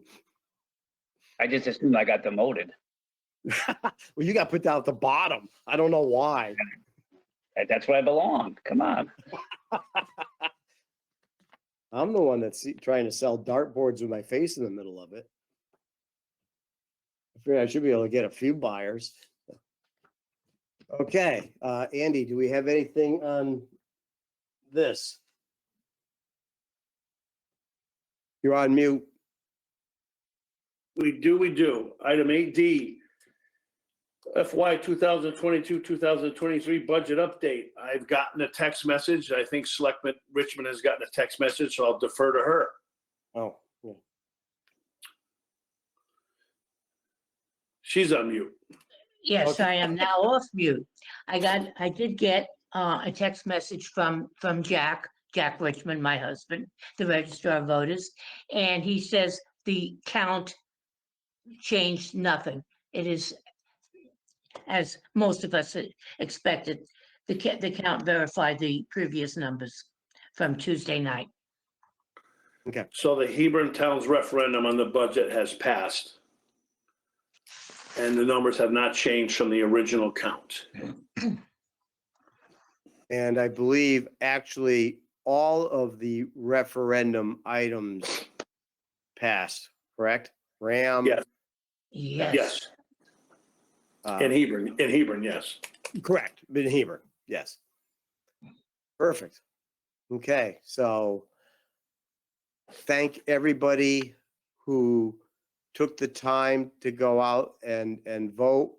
And that is one of the great things about this country, is that we have that type of ability to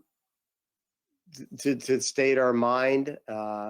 And I'm hopeful that we will all move forward. And that's what we as Americans do, or should do, is, yes, sir. Yes, Andy. Mr. Chair, thank you. And I pledge as the town manager to reach out to both schools, superintendents, chairmen of the boards, and immediately start working on next year's budget in a unison to try to come out a unified budget for next year. I'll extend the olive branch to do that. A lot of you members have been here a long time. Some of you are new. Hebron's a great community, and it's a great place to live, work, and to educate our kids. With that being said, it's just an observation, not a criticism, is year after year, we put Herculean amounts of time into going through the budget and trying to be transparent. And I know at least on the town side, we pretty much go line by line. Not that the other entities don't. Where I'm going with this is we have a possible eligibility of 4,700 voters. And I think the count was 1,042 voters. So I employ you, along with myself, my office, to try to do a better job to get more people involved. I'm not sure what that message sends us. Are the other people that don't vote, are they content?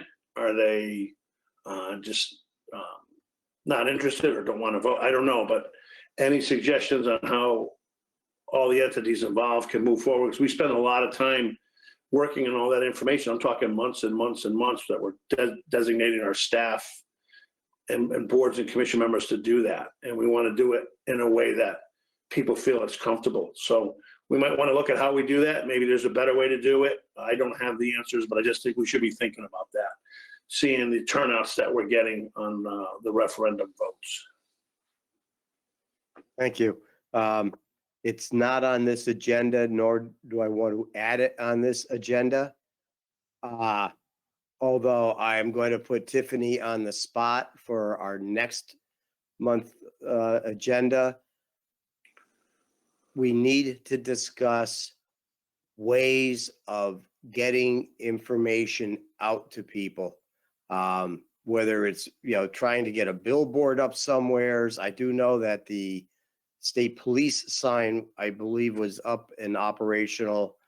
But there are just way too many things that go on in town that, it's always, I didn't know. How come nobody told me?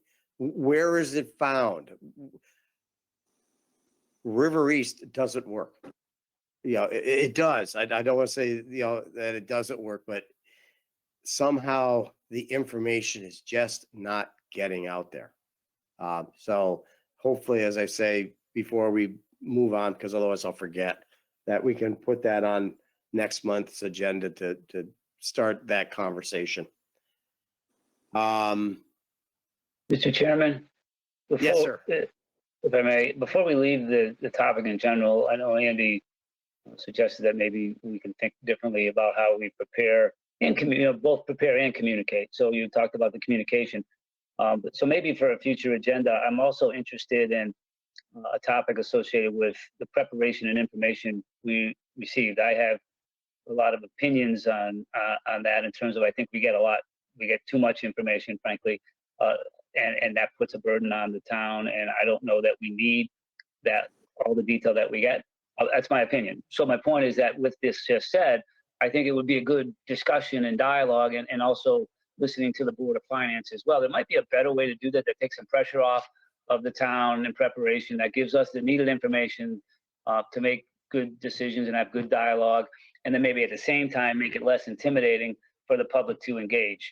Because if you look at all the information that's out there, in spite of great efforts, it can be complicated. And so I don't want to lose that. So it's communication, and also if we could maybe think about adding that component to the dialogue of communication and preparation. Maybe those two really should come together. And if I just, as I finish my ramble, I think it's a good observation relative, because you mentioned it, Dan, a little bit, is the power of the individual vote. Nowhere other than probably small communities does your vote really matter. So whether you voted for it or against, it's irrelevant. The point is that your vote actually mattered. Your vote mattered. And for those that stayed home and now that are upset one way or the other, vote, because your vote does matter. I can see in the national, when you get the Electoral College and all these things, that people start to feel like their vote really doesn't matter. It matters in town.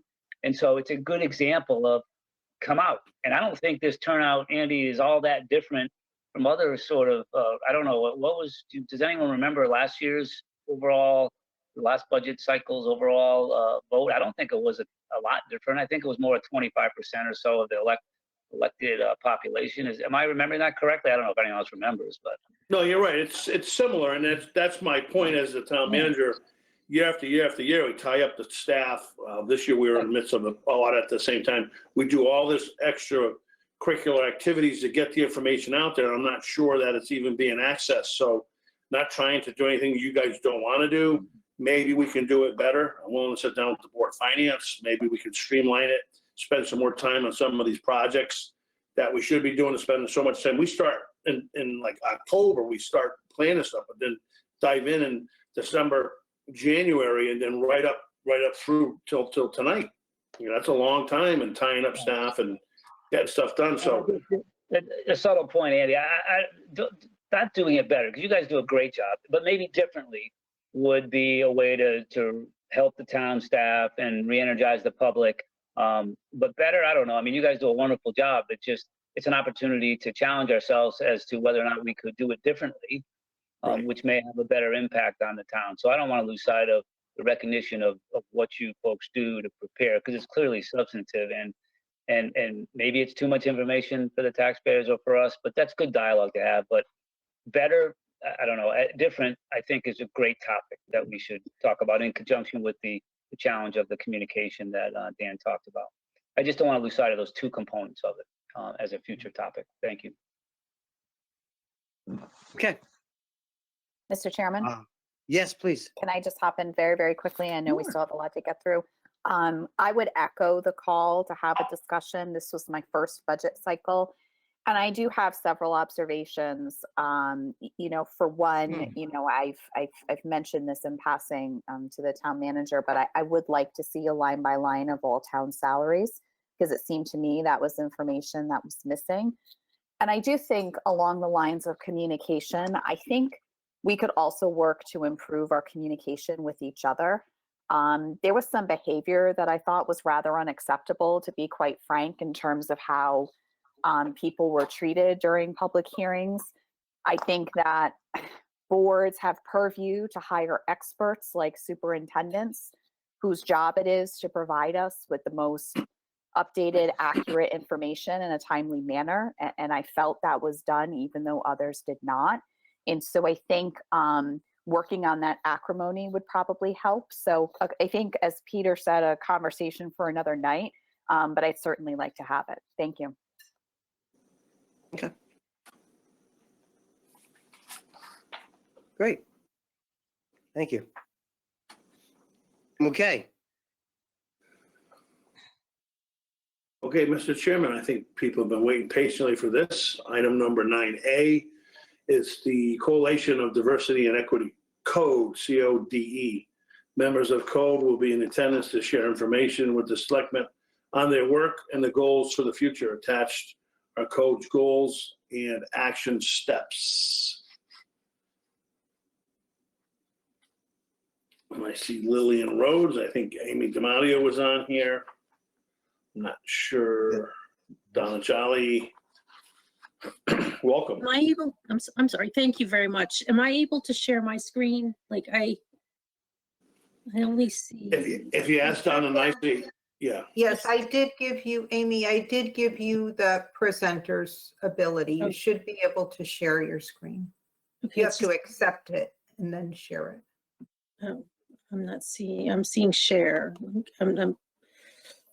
We don't see you. Okay. We see it now. Yeah, you're up. Do you see this? Okay, I need to go. Yeah. Okay, thank you. All right, so we're good. Okay, thank you. I want to just thank you all for the opportunity to present tonight about who CODE is. For those of you that don't know what CODE's been up to and ways the Board of Select People can help us move the town forward to a more equitable and vibrant community. My name is Amy DiMatteo, and I'm here with my co-chair, Donna Jolly, and other members here as well, members of CODE that are on the line. I want to thank Andy and Donna for meeting with us on several occasions and also helping to schedule this meeting. For new members, the Board of Selectmen, one second, I'm just going to make this a slideshow. The Board of Select People is working with CODE as an outcome of the Steering Committee on Racial Justice and Equity work group. CODE committed to presenting to the Board of Selectmen about updates on occasion, and also to partner with the Board of Selectmen and town government to implement mutually agreed upon goals. So for those of you that aren't aware, The code formed in July 2020, and right after our first ever Black Lives Matter rally after the George Floyd murder. We are CODE. We are the Coalition on Diversity and Equity, and we are a growing group of residents from the town of Hebron. We formed in 2020, and our mission is to build a more diverse and equitable community. We have committed to increasing the community awareness, to excuse me one second, to increase the community awareness and to help advocate for equal housing, access to housing, education, and jobs. We are committed to partnering with town committees and commissions, boards of education, and the more the better as far as we're concerned. We're trying to meet with as many people as we can. Just gonna let people read this for a moment. Not everything that is faced can be changed, but nothing can be changed until it's faced. So we love in our code group, and we love our beautiful close-knit community. Each and every one of us is invested in Hebron, and many of us have lived here for decades, raising families, participating in town committees and organizations, and growing networks of friends. There's much to love about Hebron. We all love Hebron, but also there's ways we can improve. And we believe that living in a town that's diverse and having children learn in a diverse educational system is good for all. And so I'll just point to some of these statistics. Stating like, this is why we believe that we have our work cut out for us. And we're looking at Hebron being 97% white. The community kind of lacks cultural diversity and racial diversity. And our kids miss out because of that. Our kids are not, like, as far as mine, my last one just graduated from RAM, and my kids didn't have the advantage of working with other races and cultures in the community, in the school environment, and they're less prepared to enter the diverse world. And we also have a concern that less than 3% of Hebron's housing is affordable. And we truly believe that people who work here, many of them can't afford to live here. My kids can't come back to town and live independently. Teachers, most of them are priced out. People from other cities and towns, they're priced out, including those of color. Again, we are partners, and we look to support other groups, town leaders, nonprofits, and their initiatives and their efforts to increase diversity. Excuse me. Including the library and their equity boot camp, and with the Historical Society and their efforts with the Peters House. And we're working with other justice groups around the state as well. Anna? Sure, thank you, Amy. So one of the things that we were able to do right off the bat, because as you know, we're not a 501c3 organization, we don't have a budget, but we did have skill and interest and desire to bring the community together to talk about issues that were important to us. And so we were able to invite some of the major players across the state and here in Hebron to get together to talk about housing, to talk about what diversity means to the quality of life in a town like Hebron, to talk about segregation. How did towns like Hebron get here? Most of it was put in place decades and generations ago, and we're still seeing the impact of that today. we wanted to talk about equity from a faith perspective. So we got together with our local religious leaders to talk about what does equity mean when we think about the values of our faith, and what does it mean for how we practice our faith and what we do in our community. And then we helped people think who were predisposed, who want to help. What is the best way to be an ally? What can we do as individuals? And then again, we came back to housing choices for two reasons. One, because we believe it's critically important.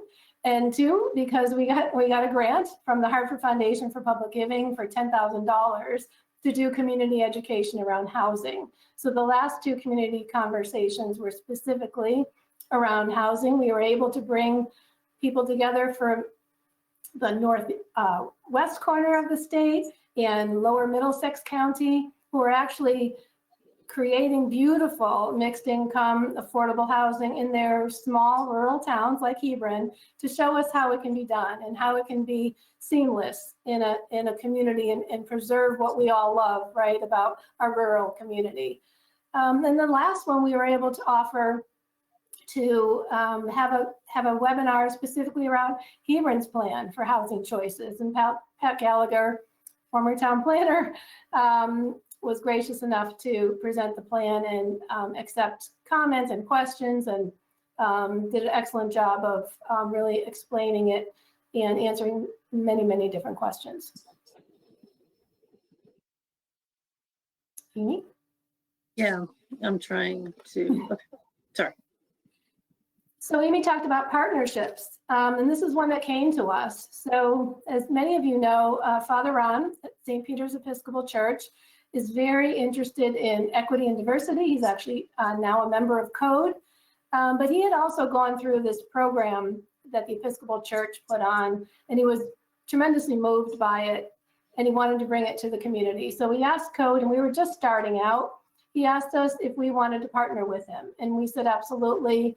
We love the idea of bringing people together to learn and to explore their sort of worldview, their thinking about race and diversity.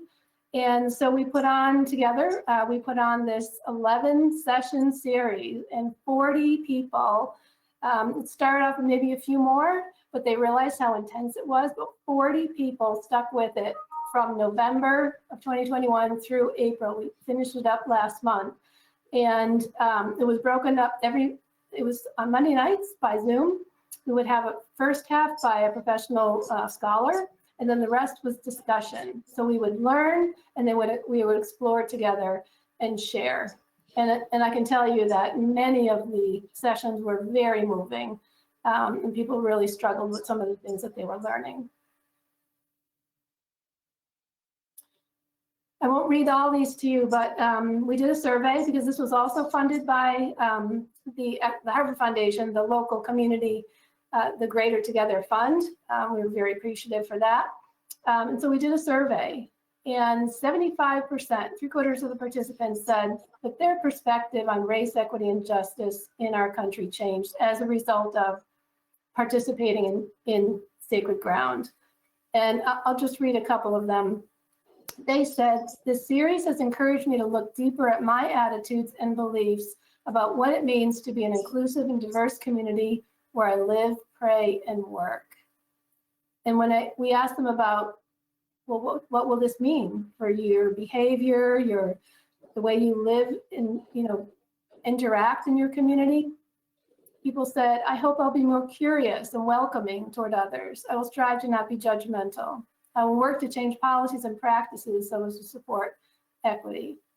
And what we heard, there was one quote in there we heard often and often throughout, was that it was transformative. So we were really gratified by that. And many people, several joined Code as a result, and there are a couple who want to continue, and we are supporting that effort to continue with another series. So one of our goals is to support education and the idea of increasing diversity in both the teaching staff and of student population. We realize that housing, education, and economic development are intertwined to build a vibrant and successful town that is welcoming of all ages, races, and ethnicities, and economic status. So we've conducted extensive research into strategies to increase diversity and cultural competence in our school districts and our classrooms.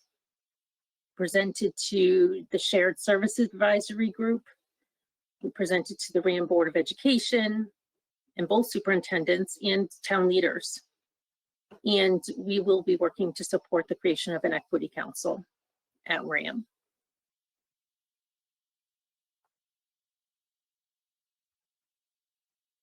So back to housing, we felt from the very beginning when I was going to say code started, it was four of us started code, and we talked about what did we want to do and what did we think was the most important thing to focus on. And we said, we want to know why Hebron is 97% white. What is it? What can we do about it? And after many sessions that we all attended on housing and segregation and zoning, we wanted to see if we could break down some of the barriers that exist throughout the state. Hebron is not alone in this. And we don't believe that it is Hebron today. It is Hebron generations ago that instituted policies that are, as I said, are reverberating now. So we wanted to work toward breaking down some of those barriers. And essentially we want to create, we don't want to cityfy Hebron. Believe me, I grew up in New Britain. I came here for a reason. And I also love the beautiful environment here and the horses and everything else. But we do want the opportunity for people at all stages of their life, of all ages, to be able to live here. And we want more people to be able to move here, people who work here and can't afford to live here, and others, because we do have a tremendous quality of life. So we're advocating for more housing choices, mixed income, and affordable. And we were tremendously gratified to be allowed to serve on the Hebron Affordable Housing Plan Work Group. Lily Rhodes was our representative, and I can tell you that we were treated with respect. Our many suggestions and recommendations for changes to the initial drafts, most of them were accepted. There were great discussions about why we felt that certain changes needed to be made. Not everything that we wanted was accepted, and that's obviously part of the process. But we appreciated that ability to provide our direct feedback. We are also involved in supporting the creation of, hopefully, Hebron's first mixed income affordable housing development on land owned by St. Peter's. We have a board, nonprofit board. We've filed our paperwork to be incorporated. That will be a member of, and we see this as an opportunity to provide housing, again, that fits the nature of our town, supported by a parish, supported by the community, and to allow for greater socioeconomic diversity, hopefully racial diversity down the road. We're excited about this possibility, and we're very appreciative of the support so far from the town, I have to say. The conversations have been great. We received, as I mentioned, a grant from the Harvard Foundation to do community education. We have testified on 4 zoning reform bills, and we are a coalition member, active coalition member of Desegregate CT and Open Communities Alliance. So very exciting. We are hosting, Code is hosting Hebron's first ever Juneteenth celebration. And again, I have to say that the reception and the support and the partnership with the town, the town manager, Parks and Rec Department, everyone that we have been dealing with has been phenomenal. We keep adding partners as we go along. Douglas Library is very involved, Ram High School, middle school, the students there, the teachers, an organization called Shop Black CT is a partner. I've had conversations with the Historical Properties Commission and the Historical Society, so it's a real town effort. So it'll include a variety of educational activities, fun and entertainment, tours of the Peters House, obviously, information about Hebron's connection with slavery, and 2 ancillary activities. We've already started to clean up what I didn't even know, that there is an African-American section of the Hebron Cemetery that is completely overgrown, and we've started that cleanup already. We'll be doing some more next week. And we'll be having a dedication the morning of Juneteenth. We hope, I will send you an actual invitation, but we hope that you can all come. We'll be joined by descendants of the Peters family who are thrilled and delighted that we are doing this work really on their behalf. And then after the actual main event, there'll be a sample archaeological dig activity at the Witness Stones Project site on Wall Street, and the state archaeologists will facilitate that. And we have received 5 grants so far, which we are very grateful for. So we hope you will all be there. As I said, I will send you an invitation shortly. So from 4 of us back in July 2020, getting together by Zoom, we have never actually met as a group in person, believe it or not. We have 24 very active members. We do have some folks from Marlborough as well. We have over 100 people on our mailing list. We have a very active Facebook page, YouTube channel with videos from our community conversations, monthly newsletter. We meet twice a month, very regularly. Our meetings were supposed to be an hour. Now they're like an hour and a half, 2 hours, because we have so much to talk about. We've secured 5 grants. We've hosted 7 community conversations. And shortly, we will be applying for our incorporation and then our 501c3 status. These are just some of us. I wish everyone could be here tonight. I wish you could see us in person, but I know that you know many of these faces because, as Amy said, these are folks who are very involved in Hebron, have been for many, many years, and they are deeply committed to this work. And every time we get together, we are more energized and more grateful to be together working on this. So part of our work is to partner with the Board of Select people to work on a common goal. And we tried last year to come together to maybe do a workshop or somehow work out that on a goal that we could all work towards. In the meantime, the Connecticut Conference of Municipalities came out with this 7 action items for racial equality, and we began working with Andy and Donna we talked about this as being the goal that we could work towards. And so as of right now, like the Conference of Municipalities is an organization that Hebron is an active member on, and it seemed like the perfect fit.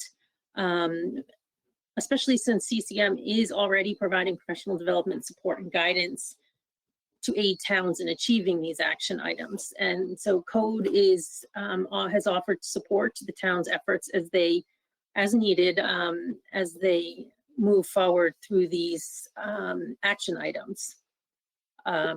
We heard a few proclamation and resolutions tonight, so I'm thinking that probably won't be a big deal. So the first one is to adopt a resolution outlining racial inequity goals and strategies, to build organizational capacity for racial equity, to use a racial equity lens when making decisions, develop community partnerships with underrepresented residents, and prepare annual report on racial equity, adopt a racial equity procurement and contracting policy, and then identify and take on racial equity challenge goal with a racial equity action plan. And so each of these items will, it's a process, and it's our understanding that Andy and Donna and the town government is working towards meeting these action items. And we meet with Andy on maybe a couple times a year to talk about moving forward. What can we do to help support the town in their efforts?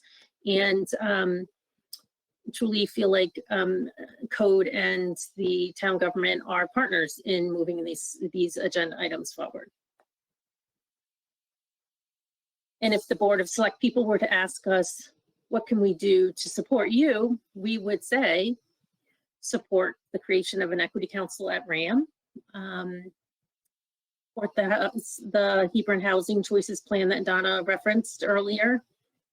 In addition, and I want to say that Andy and the town government has been very supportive in attending meetings with the Commons CDC in order to develop and create this mixed income affordable housing plan that's St. Peter's is working on. That Andy has been instrumental in supporting and moving forward this project, this dream. If you'd like to attend Code events, we would love, in the next one, Juneteenth, that Donna just spoke about, we would love to have you there.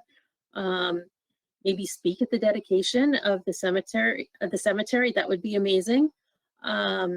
But we'd love to see you at the community conversations and these informational items that we're presenting in a completely non-partisan manner, just fact-based, and we would love to see you there.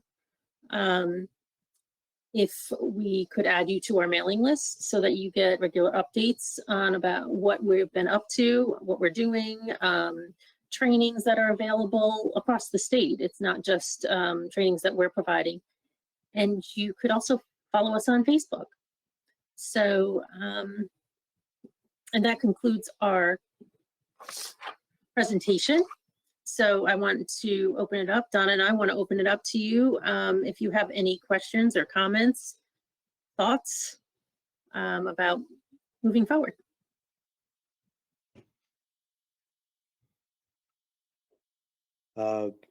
Members? Yes, go ahead, Tiffany. I'll jump in and go first. If you permit me just a moment of pride, I was heartened to see the photos from the George Floyd rally. I remember organizing that event and being very uncertain and unsure of what participation would be like in town. And it was incredibly remarkable to see the turnout, and it's even more remarkable to see how far you all have come, stemming from one rally against these about these issues and 24 members and a multi-town effort. And I just think it's remarkable and it deserves commendation. I've had the opportunity to attend some of these community conversations. They are excellent. They are presented in a nonpartisan fashion.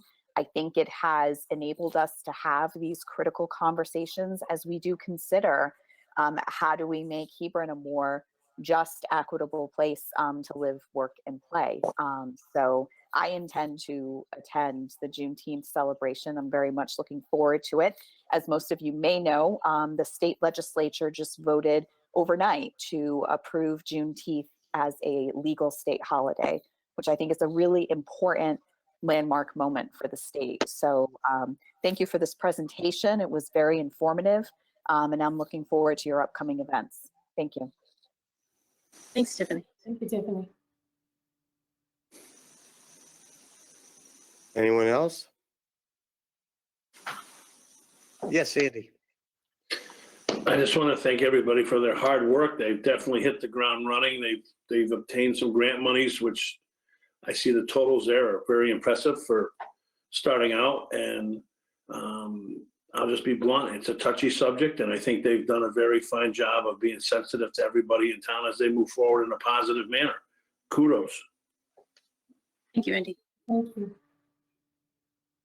I'll say that I was very happy to realize that, you're talking of protecting the rural nature of town. The That's one of the reasons I moved to Hebron.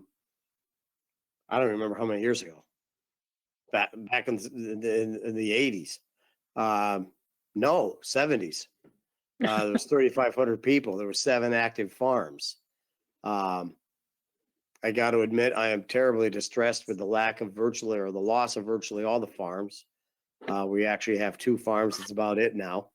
You know, I'm a country boy, and you know, I just am happy to know that you're trying to keep the rural flavor. You know, it's a hard balance, and then you have all the other issues with a town such as Hebron, i.e., you know, the water issues, sewer issues, septic system issues. You know, there's a lot of impediments to town-wide redesign, if you will.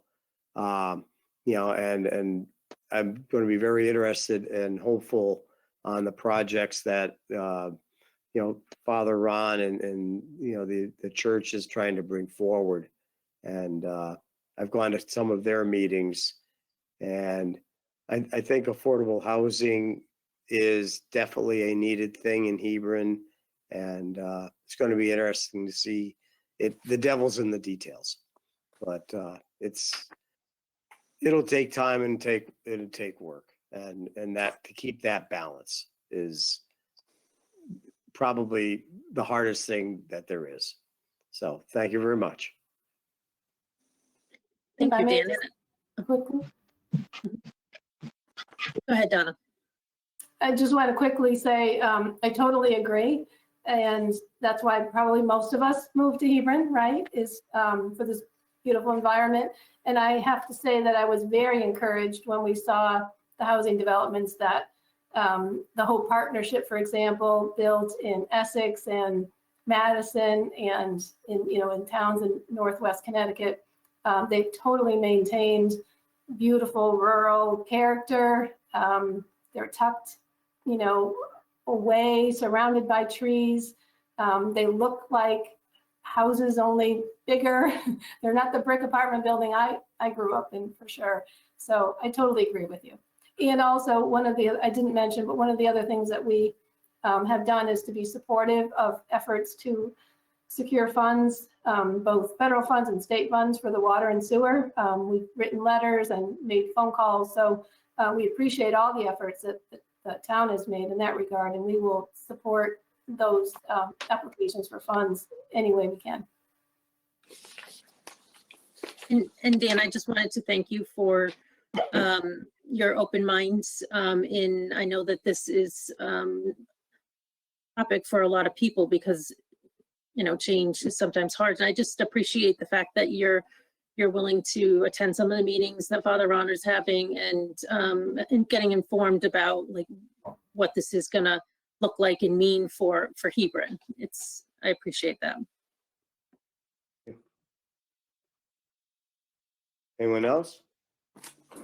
Yes, Peter.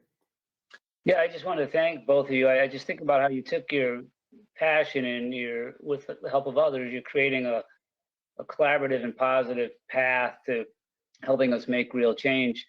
And I think the way you're going about it is very impressive because you're taking into account all the factors and you're bringing it forward in a positive and again, a collaborative manner. So that's really probably what's at the root of impact, or actually getting the results that you're looking for, is that the inclusive and collaborative nature in which you're approaching a very sensitive topic. And so just applaud you on your efforts.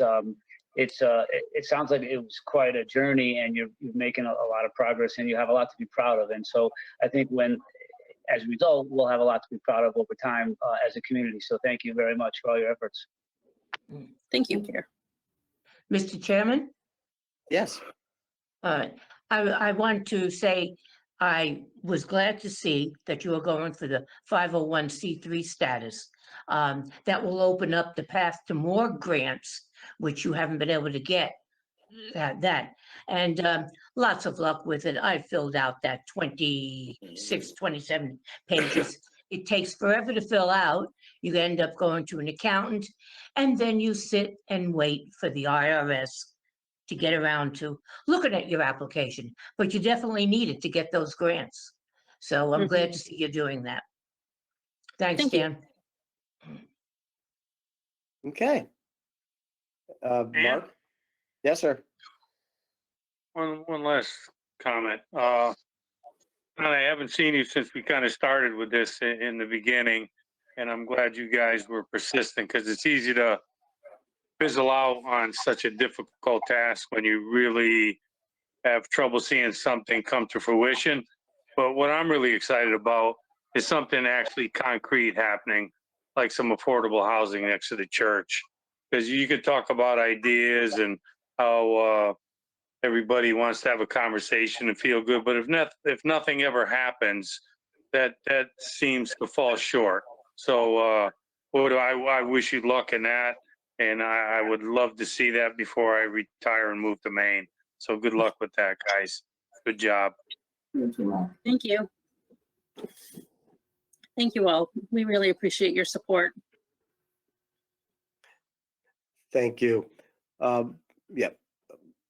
I was going to say one last question. Do we know where Father Ron is with that project? I know I've seen some.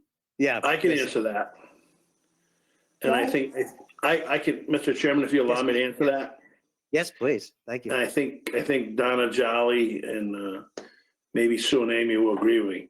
So Father Ron is all over the place with that because I got an email last week and he's talking about a different parcel now with some possible access. But Matt, our new planner's on board. We're willing to sit down and work these things out and move forward and come up with some possibilities. So he's looking at a lot of different options, which I applaud him on doing. He's a very active guy. I wouldn't want to have to follow him around all day long because he moves pretty quick. But he's looking at other alternatives right now other than just that one parcel that they purchased to see what might work out best. So they're looking at a couple different options. And I think once he has a few conversations with Matt and the town, he'll be able to start sharing some of those concepts. Okay. Because I know he was talking a little bit, basically on the other side of 85. So. Yeah, that's more of a longer term goal right now.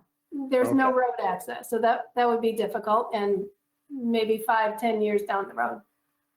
Okay, great. Thank you. Anyone else? Thank you very much. Have a great night, great weekend. And it should be gorgeous, hopefully. We deserve a good weekend. Thank you. Okay. Our next, 9B. 9B, I think we have some people waiting patiently. Hebron Green Committee. How green does Hebron want to be? I think that might be a heading of a new song coming out shortly by Caitlin Hershey. Attaches a letter from the Hebron Green Committee regarding the review of the Plan of Conservation and Development and questions on how green does Hebron want to be, and some recommendations to achieve greater sustainability in Hebron. So I think I have Caitlin and Mike, and I'm not sure who else is here from the committee. I guess Caitlin, if the chairman's okay with that, we'll just turn it right over to the Green Committee. Please, thank you. Wonderful. Yes, we have Lindsay Ackerman here as well. And Lydia Howard actually had to jump off. It was getting a little bit late for her. She's got kids at home. But, we have been tasked with looking at the updates to the POCD, specifically the sustainability section is probably the biggest one. We've also talked in the past about creating a climate action plan, and we've done a lot of work in town trying to figure out, how we can be a better community and how we can be a greener community. And I think where we are trying to figure out where to go and what to recommend and how far to take things, as they pertain to both the POCD and the future climate action plan, you know, we are really simply trying to figure out how green Hebron wants to be. You know, we've run into some problems in the past that have kind of, I don't want to say taken the wind out of our sails, but you know, it kind of stops you and it makes you think about, you know, why you're doing things, how you should be doing things. And obviously as an entity of the town, we look to the Board of Selectmen and the town manager's office for, you know, I think some guidance on those answers. We actually started talking to Andy about this before COVID, but once COVID hit, you know, I think everyone was trying to gather their bearings and get back on track. But now that the POCD is coming out and we're going to be updating these sections, I think it's kind of renewed interest in this conversation. And we are really looking to the Board of Selectmen for some guidance, like I mentioned, on what that should look like. You know, there are a lot of options, a lot of language that can be used in this POCD, and we truly don't know how far to take it. I think, you know, we also like to come with solutions always. So we've actually also added some solutions into our letter about how we can combat some of these things that we have been seeing as, you know, we've kind of trying to been able to figure out ourselves how green Hebron wants to be. You'll see on the second, it's the end of the first page and going into the second page, and we'd love to discuss those with you guys as well.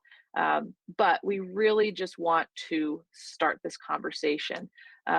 You know, we are an entity of the town, and you guys are at the top of the, you know, representation pyramid. So we're really trying to, you know, hear you guys out, get some guidance, try and come up with some answers, and really kind of carry this POCD and some of these POCD recommendations in a direction that is, you know, not spinning anyone's wheels, but also accomplishing what we need to accomplish.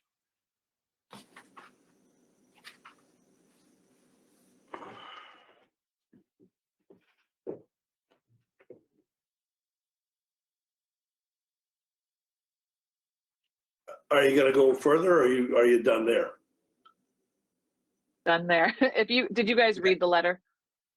Yes, I didn't know if you were going to continue on. Go ahead, Dan. Okay. Yeah, I read the letter, and, you know, again, everything, you know, there's a dollars and cents reality to everything. You know, in my perfect world, and I'm just going to jump out, and this would basically be number 4. Yeah, you know, and I know you're looking or talking about, you know, reworking existing buildings.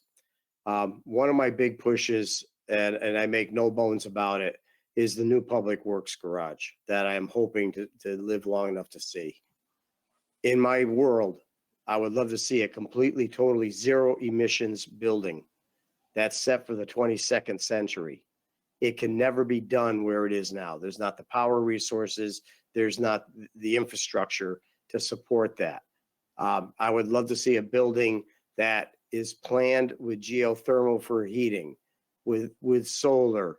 I would like to actually have it produce more energy than it would use. I would like to see at least the infrastructure there, you know, for the battery powered vehicles. Again, from what I see as an electrician, the infrastructure in the state and in the United States is not there for the electric plans that have been discussed. They're just, the infrastructure isn't there. But at least if we can put this facility in a place where at least the majority of the infrastructure exists already, would be a big plus. I do think that electric vehicles are going to be coming. I think it's going to be a little bit longer down the line. As an electrician, I'm installing more electric vehicle outlets in people's houses, but some of the problems that we're running into is the additive features of amperage, of power. People want to have 2 vehicle outlets, each one at 50 or 60 amps, and they only have a 200 amp service in their house. When charging their vehicles, they're using literally 120 amps. That leaves them 80 for the rest of their houses. And this is where I'm saying some of the infrastructure nationally isn't there. But this new building that I am hoping is going to get built will have all of that infrastructure in place. And that's one of the things that I'm really trying to push so hard for, because I think we can do it. And I think we can hopefully convince people on the state and federal level and help to fund this. Because again, it probably is not going to be inexpensive to do it, but long-term green-wise, I think it will be a win for Hebron, a win for the state, and I would love to see a model structure that other states can look at and say, see, that's what can be done. So that's kind of my vision. The funding, I would support that. I don't know where we would get it from, but I would support it. We now have a budget, so that's a plus. I wasn't sure I'd be able to make that statement after hearing that there was going to be a recount. I think that we as a board could recommend that. I'm not sure of the process. It goes from us to the Board of Finance. Yes, Andy. Mr. Chairman, thank you. I'm sorry to interrupt, but I had a conversation with Caitlin earlier in the week. In the governor's budget, even last year, it is approved and the money has been sent to the town. Is the NIPPER law or the NIPPER, bill, and Okay. each town gets a certain amount of money to assist. And I'm waiting to get the actual guidelines of what that money can be used for, but we've received $6,000 from that bill. And I've already talked to finance as the town manager. I can direct that as a pass through the transfer station to go right to the Green Committee to use as whatever criteria that money can be used for. So when I get more of what the parameters of what they can be used for, we'll let you know. But I'm proposing that the $6,000 the town received in revenue, that we just use a pass through the recycling budget and let them have that money. Nice. Thank you. And then the yearly all board meetings, I agree. We do have an annual all board meeting. It would be nice to have another all board meeting, and I think it would be helpful. The plan of conservation and development, I haven't seen it yet. And as a selectman, I'm upset with the fact that I know planning and zoning is doing a rewrite, and yet we haven't even seen a draft. And so this is something I've actually talked to Andy about. Yes, Andy. Once again, I met with Michael Leary, who's the consultant on that project. They are scheduling an updated public hearing to go over a draft and where they are now. So that is coming to you. And just quickly, I don't mean to keep interrupting, but some of the questions in the letter. We normally do have the all boards meeting. We alternate years after we have the elections. We normally have new people sitting on boards and commissions, and then we have it at that time. It hasn't been annually, it's been biannually. So that's something we could look into, but I just want to point of reference to that. Thank you. Yeah. Yes, Mike. I guess I just wanted to make a couple comments. I think we need to step out a little, maybe not, in front of everybody else, but to get a little bit closer to the front of the pack. some of these things are available now. I mean, I know, Dan, you said electric vehicles are coming. They're here. And it seems to me that's an example of where when the town goes to purchase things, it's almost like to me, there's no reason why we shouldn't look at something like that, electric vehicles or at least hybrid vehicles as the standard to go for. And for some reason, I mean, and I don't think it would be money, but for some reason, if we can't do that, then maybe we fall back to what's more traditional. But electric vehicles, solar, wind. I mean, the issue that we cited in the letter about finding out, kind of after the fact about restrictions on solar and wind. Those kind of communication issues. Those things get in the way. I mean, somebody talked about communication earlier. I mean, obviously, it's not unique just to these issues. It's a problem, and I recognize it's very difficult, and I'm sure it's very frustrating to you guys that to not get the comments and the involvement of more town residents, not just reflected in votes, but in attendance at town meetings and that kind of thing. But in some ways we are way behind the pack. Andy knows the Green Committee, probably the biggest issue we have dealt with over the years is solid waste and recycling. We've bumped up our recycling rate a little bit, but we're still way back there. There's still way too many people in town that see it as an option. It's their constitutional right to throw away as much crap as they want to. Most towns, I mean, Hebron's not alone in this. Most towns don't want to implement, the pay-as-you-throw process, but that's been shown to be the single most effective way of reducing, waste disposal. We've got to step out a little bit further and make these issues, make them known to more people as part of the, an improved communication effort. But like I said, try to utilize some of these, new technologies or new things that are out there now and not wait, at some point in the future, because it's going to be too late, at some point, and we're going to wonder, or lament, I think, not having done things sooner. Either we will or our kids will. And so I think we've got to make these issues, put these issues higher on the list for, at least for discussion, if not for action, and in many cases for action.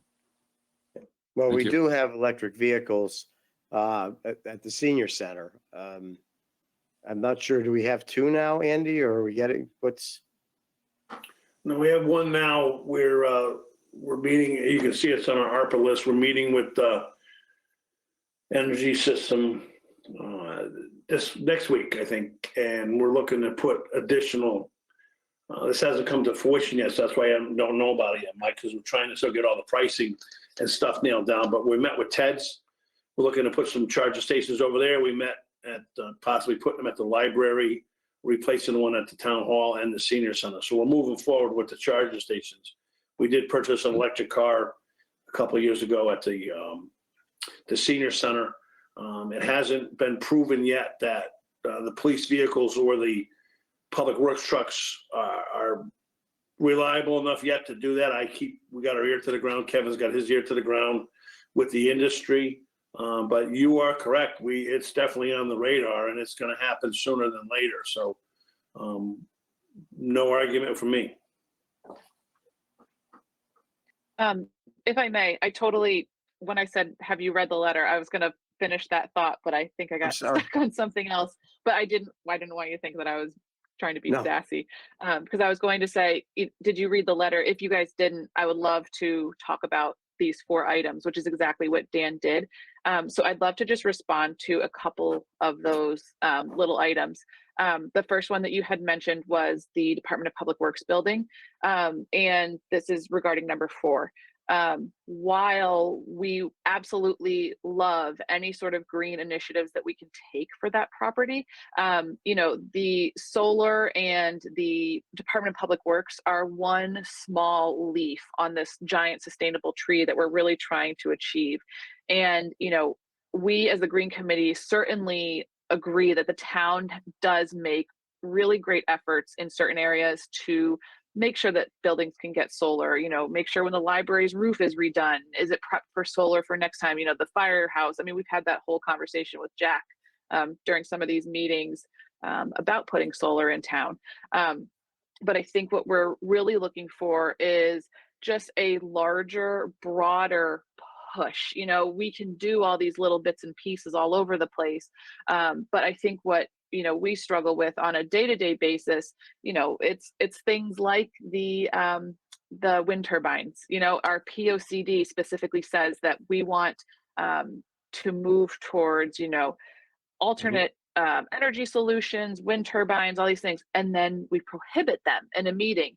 So, you know, we are kind of struggling to see bigger leaps. I feel like we take like 2 steps forwards and a couple steps back, and we just want to make sure that we're still taking those larger steps forward. The Department of Public Works building is one perfect and great example, but it really is, you know, a bigger picture thing. The other thing that we talked about was the NIP funding, which we are ecstatic about. I know that there are some restrictions on that, and Andy and I are definitely going to be working through that in the next couple of weeks. But, you know, part of saying that we're a green community, you know, we killed ourselves to get on the sustainable CT certification circuit. But part of saying that we're a green committee and that we're sustainable is, you know, we want to make sure that we're putting our money where our mouth is a little bit. And, you know, we are basically grant funded. You know, normally we get around $900 a year from the town. So as a green committee, I mean, we are scraping by just to pay for our website and our shred event. So, you know, while the $6,000 is certainly beyond welcome, and we do think there are some restrictions around it, so we, you know, do want to be careful with that too. You know, we want to be able to afford the basic things that we need to run this committee in the town and that we're offering to the townspeople without having to scrape for grants or, you know, NIPs or anything like that. I think that sometimes we are flying by the seat of our pants just to make sure that we can get the basics paid for. So it makes it a little tougher to reach for the stars on some of these things like swap shacks and, you know, completely redoing our recycling communications to town and education, all these other things that we really want to do. And we would just love to see if the town could just back us up a little bit more. You know, we're obviously not asking to add zeros onto a lot of these things, but just a little bit of a beefier budget so that we can simply pay for, you know, our 2 well-known events and our website and not have to be panicked about grants all the time. The last thing that I did want to talk about too was the yearly all boards. I do remember those pre-COVID, we were in person, and I also, correct me if I'm wrong, I believe that there was usually like, I think we had the freedom of information lawyer come in last. When I was doing the sustainable CT stuff, I was talking to Ginny about how, from Mansfield, and she had mentioned, because I was like, how do you keep all your, I mean, their boards and committees were like on it. It was amazing. And I asked her how, and she had told me that they do like a pasta dinner for their boards and committees. And it's a little bit weird with COVID. I understand that, you know, but I think that if we put in the work to communicate better with ourselves, things like prohibiting wind turbines when planning and zoning probably, you know, it would have been wonderful for us to hear that, I think, from the source and not from a resident who's saying, hey, did you guys know that they're prohibiting this? It was just a tiny little thing in the back of the River East. I think it was a public notice. So I think being able to have not just a presentation, but to just be able to communicate with each other, even if we all were on there for a half hour or an hour and said, here are the 5 things that we are doing this year, this quarter, whatever it is, and really starting to communicate better with each other, because where we as a Green Committee suffer and as a town suffer as a whole is this sort of siloed communication. I think it's really doing a detriment to us. And while those, you know, I think they were biannual, you mentioned biannual meetings were wonderful, we can't do them anymore. And, you know, I mean, we probably could at this point, but, you know, they were a little bit formal. And I think if we go into it with sort of an idea of like a pasta dinner, I think it might help some of our communication in town. I mean, everyone, you know, we've been started talking with the Conservation Commission about the sustainability section. Like that is the first time that we have had communications with another group in years. And we have the same goals. So, you know, it's kind of a double-edged sword, I think. But I know that the town wants what's best for its residents. They want what's best for its committees, its boards, its commissions, all of it. And, you know, what this letter really is intended to do is to kind of gauge the greenness, of course, but it's also to kind of move us into that next step that we feel could really help include everyone and sort of make us all, you know, one team again. Because I think what we're missing sometimes is, you know, it doesn't feel like we're all on the same team. You know, people come in very hot into some of these meetings. And I think that it's really easy to look past the fact that every single person on this call is here for Hebron. So, you know, that's kind of where I think that's probably the underlying tone, as, you know, aside from how green can Hebron be, is really just, you know, how can we improve? And, you know, we looked at it from our lens, but we also really looked at it from an outward lens, trying to figure out how we can, you know, improve as a whole and not just as a committee. Sorry, that was longer than I intended it to be. No, that was all great. And I agree. I did not know that wind turbines are not legal until I read it with your paperwork. Did not know. And what we had said earlier, one of the things, you know, there's been a lot of decisions made that, you know, I guess they have public meetings or public hearings on them for whatever reason. Maybe shame on me. I missed them, but you are correct. A lot of stuff happens. And one of the things actually that we have on our next agenda is communications, because, you know, we're having issues communicating with the public. You know, all too often people, you know, come up with, this is the first I heard of this, or how come we didn't? I don't know what the answer is. The River East, in my viewpoint, is just for me, is not that it's not good, but it is definitely not the cure-all. Too many things. They may be in the paper, but either they're buried or whatever. People don't get the information, and then when they do come to a meeting or whatever, they're all hot and bothered because it's the first they've heard of something that's been going on for, in some cases, you know, weeks or months. So I agree with you. The dinner sounds great. And I was just thinking of where would you do it? You know, yeah, we do have a couple of facilities that I'm not sure, Andy, maybe you know, or somebody, roughly how many board members do we have altogether? I don't have that on the top of my head. I could get it. Well, I'm just, yeah. Not everyone goes. I think most committees like send a representative or two, but the idea is that, you know, even if you miss one of those meetings, you know, there's another one like 6 months away that you can kind of catch up on.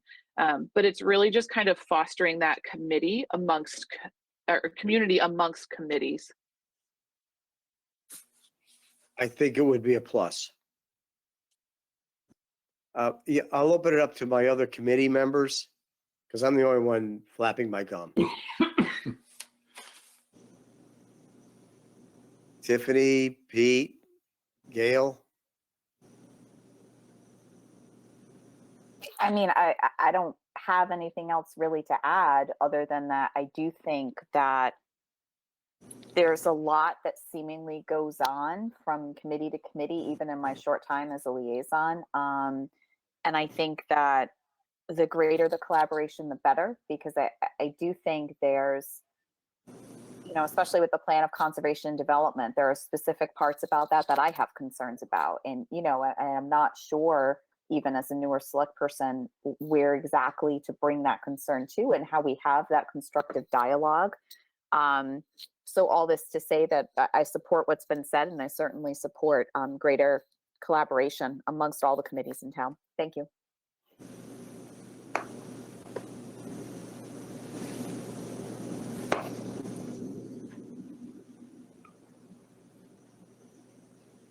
Gail, Peter? I can see they're thinking. Yes, I know. believe it or not, I do that occasionally. I think any communication is good. I like those all board meetings. Everybody from every committee was there. It wasn't a dinner, but we would have Tom Hennick from Foyer, and he's always terrific. But the before and after the formal part of the meeting, you could go around the room. They were in the community room at the library, and you got to talk with people that we don't normally see. So, yes, anything for communication, because guess what, folks? We're all here for the same reason. We're all here for this town of Hebron. Thanks, Dan. You're welcome. Pete? Yeah, I mean, I agree with all that. I think it's hard. I mean, I applaud you guys for all the work that you're doing, and I think it's hard to get attention because there's a lot of competing voices, a lot of great committees, and I mean, look at our meeting now. It's 10 o'clock at night, and talking about interesting and important topics and hearing from a lot of people. And so I think the communication, right, is at the root of everything to improve. And I think anything that we can do as a town to demonstrate visually our commitment to what you're doing, even if they're small things to start, is what's critical. Because if you start talking about the topic, and we're seeing some of those, like recycling bins and things that we talked about earlier in the around town, or some solar around town, whatever it may be, some small examples so the town can continue to see it as a topic that's germane to the town, not because everyone hears all the time green, green, green, green. It's almost like too much noise. You hear it, you turn on the radio, you turn on the television, it's all about, the environment, which is important. But there's a lot of information out there, and I think sometimes people start to tune it out. So how do we demonstrate our commitment that's visually appealing and visually in front of our constituents? I think goes a long way. So I appreciate all the work that you're doing, and let's keep talking about how we can make sure your voice is heard and your actions are seen and supported. Thank you.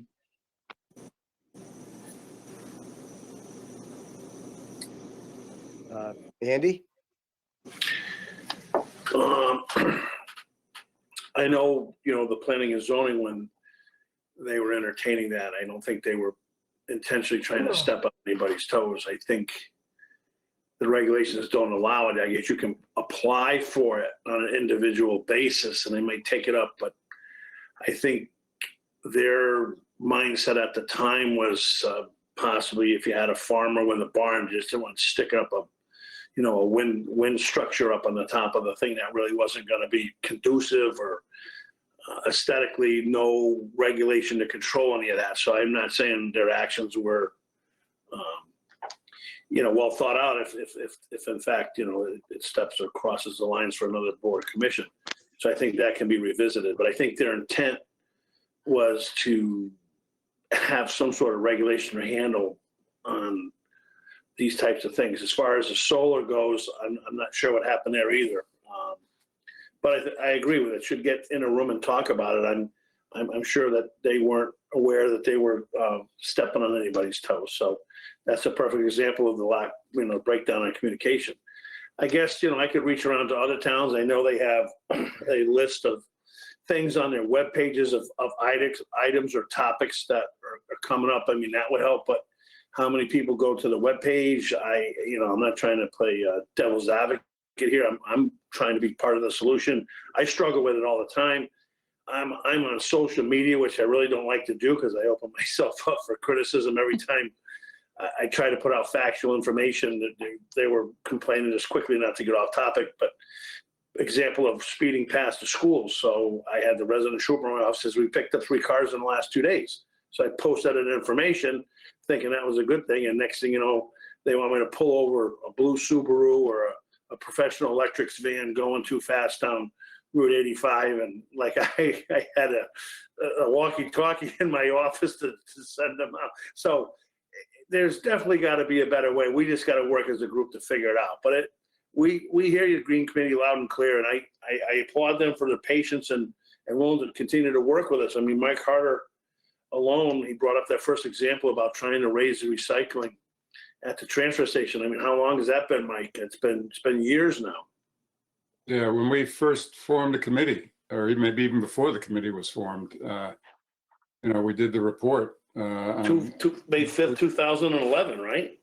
Yeah, it was as much a budget issue as it was, environmental, but obviously both issues were dealt with. And we really haven't done that much, to implement the recommendations. What we've done through the Green Committee especially is, trying to educate people, provide information, help out at the transfer station. We've got the swap shack now.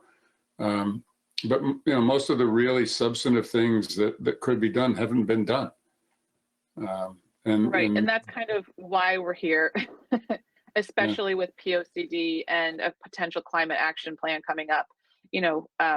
We just want to kind of hear from you guys. Is it worth making these recommendations? Are we just here to, send out some pretty flyers about what's in and what's out of your recycling bin? We're just really trying to understand, where and when we can start sticking our necks out a little bit on this. The recycling plan, this was over 10 years ago, is a great example. Not much has changed, even though we've recommended it down at the transfer station. If I could make one other comment, I guess, and this gets back to our request for funds for the bins also, but it overlaps. The Parks Department has done an unbelievable job providing Hebron and people outside of Hebron with recreational facilities and programs. It's just amazing for a small town, and especially when you consider the small number of people they have working in that department. The parks, most of them are showcases. People come from all around to play in tournaments. Kids and adults come to watch, and it's just amazing. But if you look at the recycling systems in those parks, it's like Neanderthal. It's haphazard. As a result, a lot of things don't get recycled that should. Trash ends up, overflowing the bins.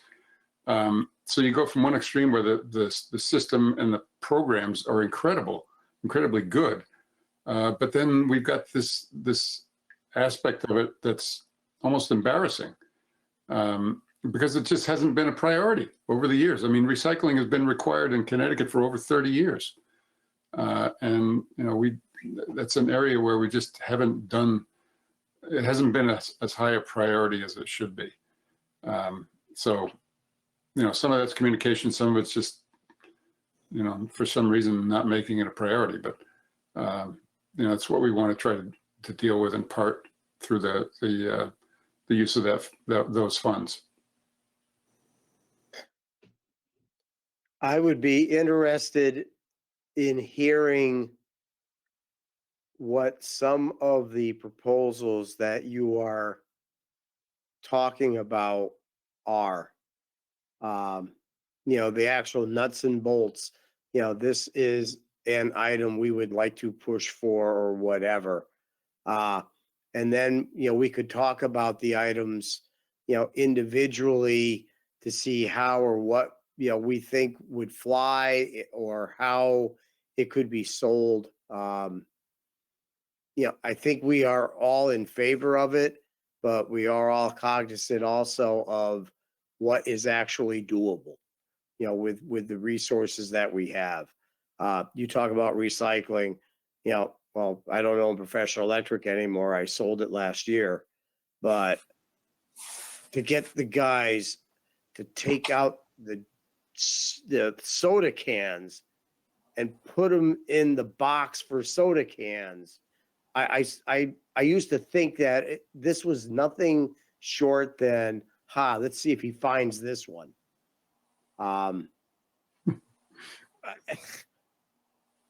Yeah, I don't know.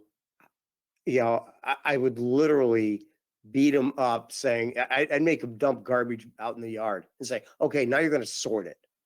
And of course, the downside is I was paying him to do it too. I don't know what the secret is to get people to recycle.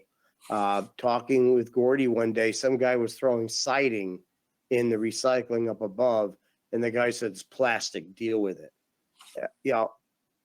I don't know how you fix that. I don't know how Gordy survives. That would be that would be a topic for another day. But the recycling rates as a whole, the parks is a perfect example, and what you're talking about, Dan. What we can do is kind of lean on some research, right, and lean on some data from other towns. And if you're talking about, let's say, the parks, right now we have basically sawed off oil drums or some sort of old drum. The recycling has a piece of plywood on top with some sort of hole in it, and then the garbage has just a large hole in it. And if the garbage is full, they're not always together. And if the garbage is full, people obviously will just go straight to the recycling. So if we look at things like that and we say, okay, yard goats, right? They had 2 twin bin systems. They were always together. There was a garbage and a recycling, and the holes were similar. They were cruder. They were not really properly labeled bins, right? And once they got official bins, they got a recycling with a can sized, or it was like a Gatorade bottle size, I think, hole on it. And then there was one that was specifically for trash with a larger hole. They saw their recycling rates quadruple in like one game. It was like immediate, but they had to give people that opportunity, and they had to sort of make it as easy as humanly possible. So, by us recommending these recycling bins, we really have been relying on the data and saying, okay, this is what we think is going to assist in our recycling, so that the public, or that the Parks and Rec folks aren't going to have to throw everything out. And so, we have these ideas, and maybe we are not presenting them in the proper channels or formally enough or pushing hard enough for them. But we certainly have the ideas. We apply for grants for things, and then, we try to purchase whatever it is that we can purchase. Sometimes we run ideas by Andy and we say, how can we make this happen? And maybe we should be bringing these things to the board instead, as well as Andy. But, we have these pieces of data where we can say, these are things that have been proven to work in other towns. Pay to throw is another example of that, right? We made a recommendation over 10 years ago about different ways to recycle and raise the recycling rates. Obviously, the idea of paying for anything at the transfer station in town is very, very touchy subject. I think probably we're going to have to do it right before Andy and Kevin both retire, because I think probably they're going to get their tires popped. But it's a perfect and like microcosm of an example of a way that we can be greener and stick our necks out. We know statistically this is working for other towns. We also know statistically that Andy's going to be in the hot seat if we do these things. But sometimes it feels like we're making these recommendations and it falls a little bit on deaf ears, and that was really the how this whole letter started, and it just kind of was brought back into the spotlight with the POCD, and then this climate action plan. Because the climate action plan, we're afraid this is going to be another recycling recommendation. Is this something where we say, here's how we can make a difference, and in 10 years, I feel like I'm going to be in Colebrook, but in 10 years, I'm going to be sitting here saying, where are we? Why aren't we doing this? How can we make a difference? And in 10 years, Lord knows what the environment's going to be like by then. But, we need help making these things happen. And we also, need help understanding where our lane is. If we're going to recommend these things, it's hard when we're just kind of like, oh, the recycling rate isn't going up. Well, we didn't do anything. We are constantly trying to educate the public as best we can, and it slowly creeps. But unless we make drastic changes, we're not going to get drastic results. And we all acknowledge that we do need some results, specifically in some of these areas that we've talked about tonight. They're super important to the town. So, I don't know if tonight is the night that we can clarify how green Hebron wants to be. It might be a continued conversation for another night.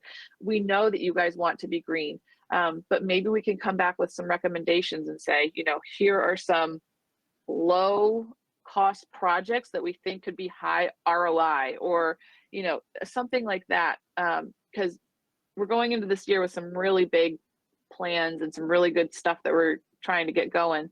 But we just need to know if we are barking up the right tree, I think.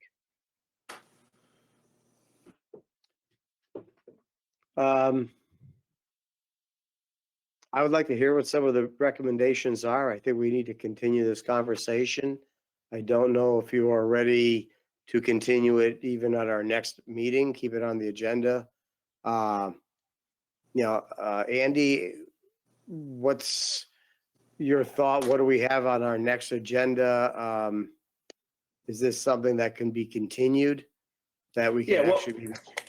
What we normally do is I'll work with the Green Committee. We'll come up with what's going to be presented to the Board of Selectmen. We'll put it on an agenda. But I think outside of this meeting, let me work with Mike and Caitlin or whoever, and we'll go through the items one by one. And then we'll bring it to the Board of Selectmen when we have some sort of document that you can actually take action on. It's after 10 o'clock tonight. I don't think tonight's the night, and I'm getting some of the members asking me when we're going to wrap it up. So, Okay. Does that sound okay, Mike, Caitlin? Yes, that's fine. Thank you. We appreciate that. Perfect. Okay, great. Thank you. Anybody have anything else? I guess that's it. Thank you. And we'll look forward to that list. So, thank you, and guys. thank you for your efforts. Okay.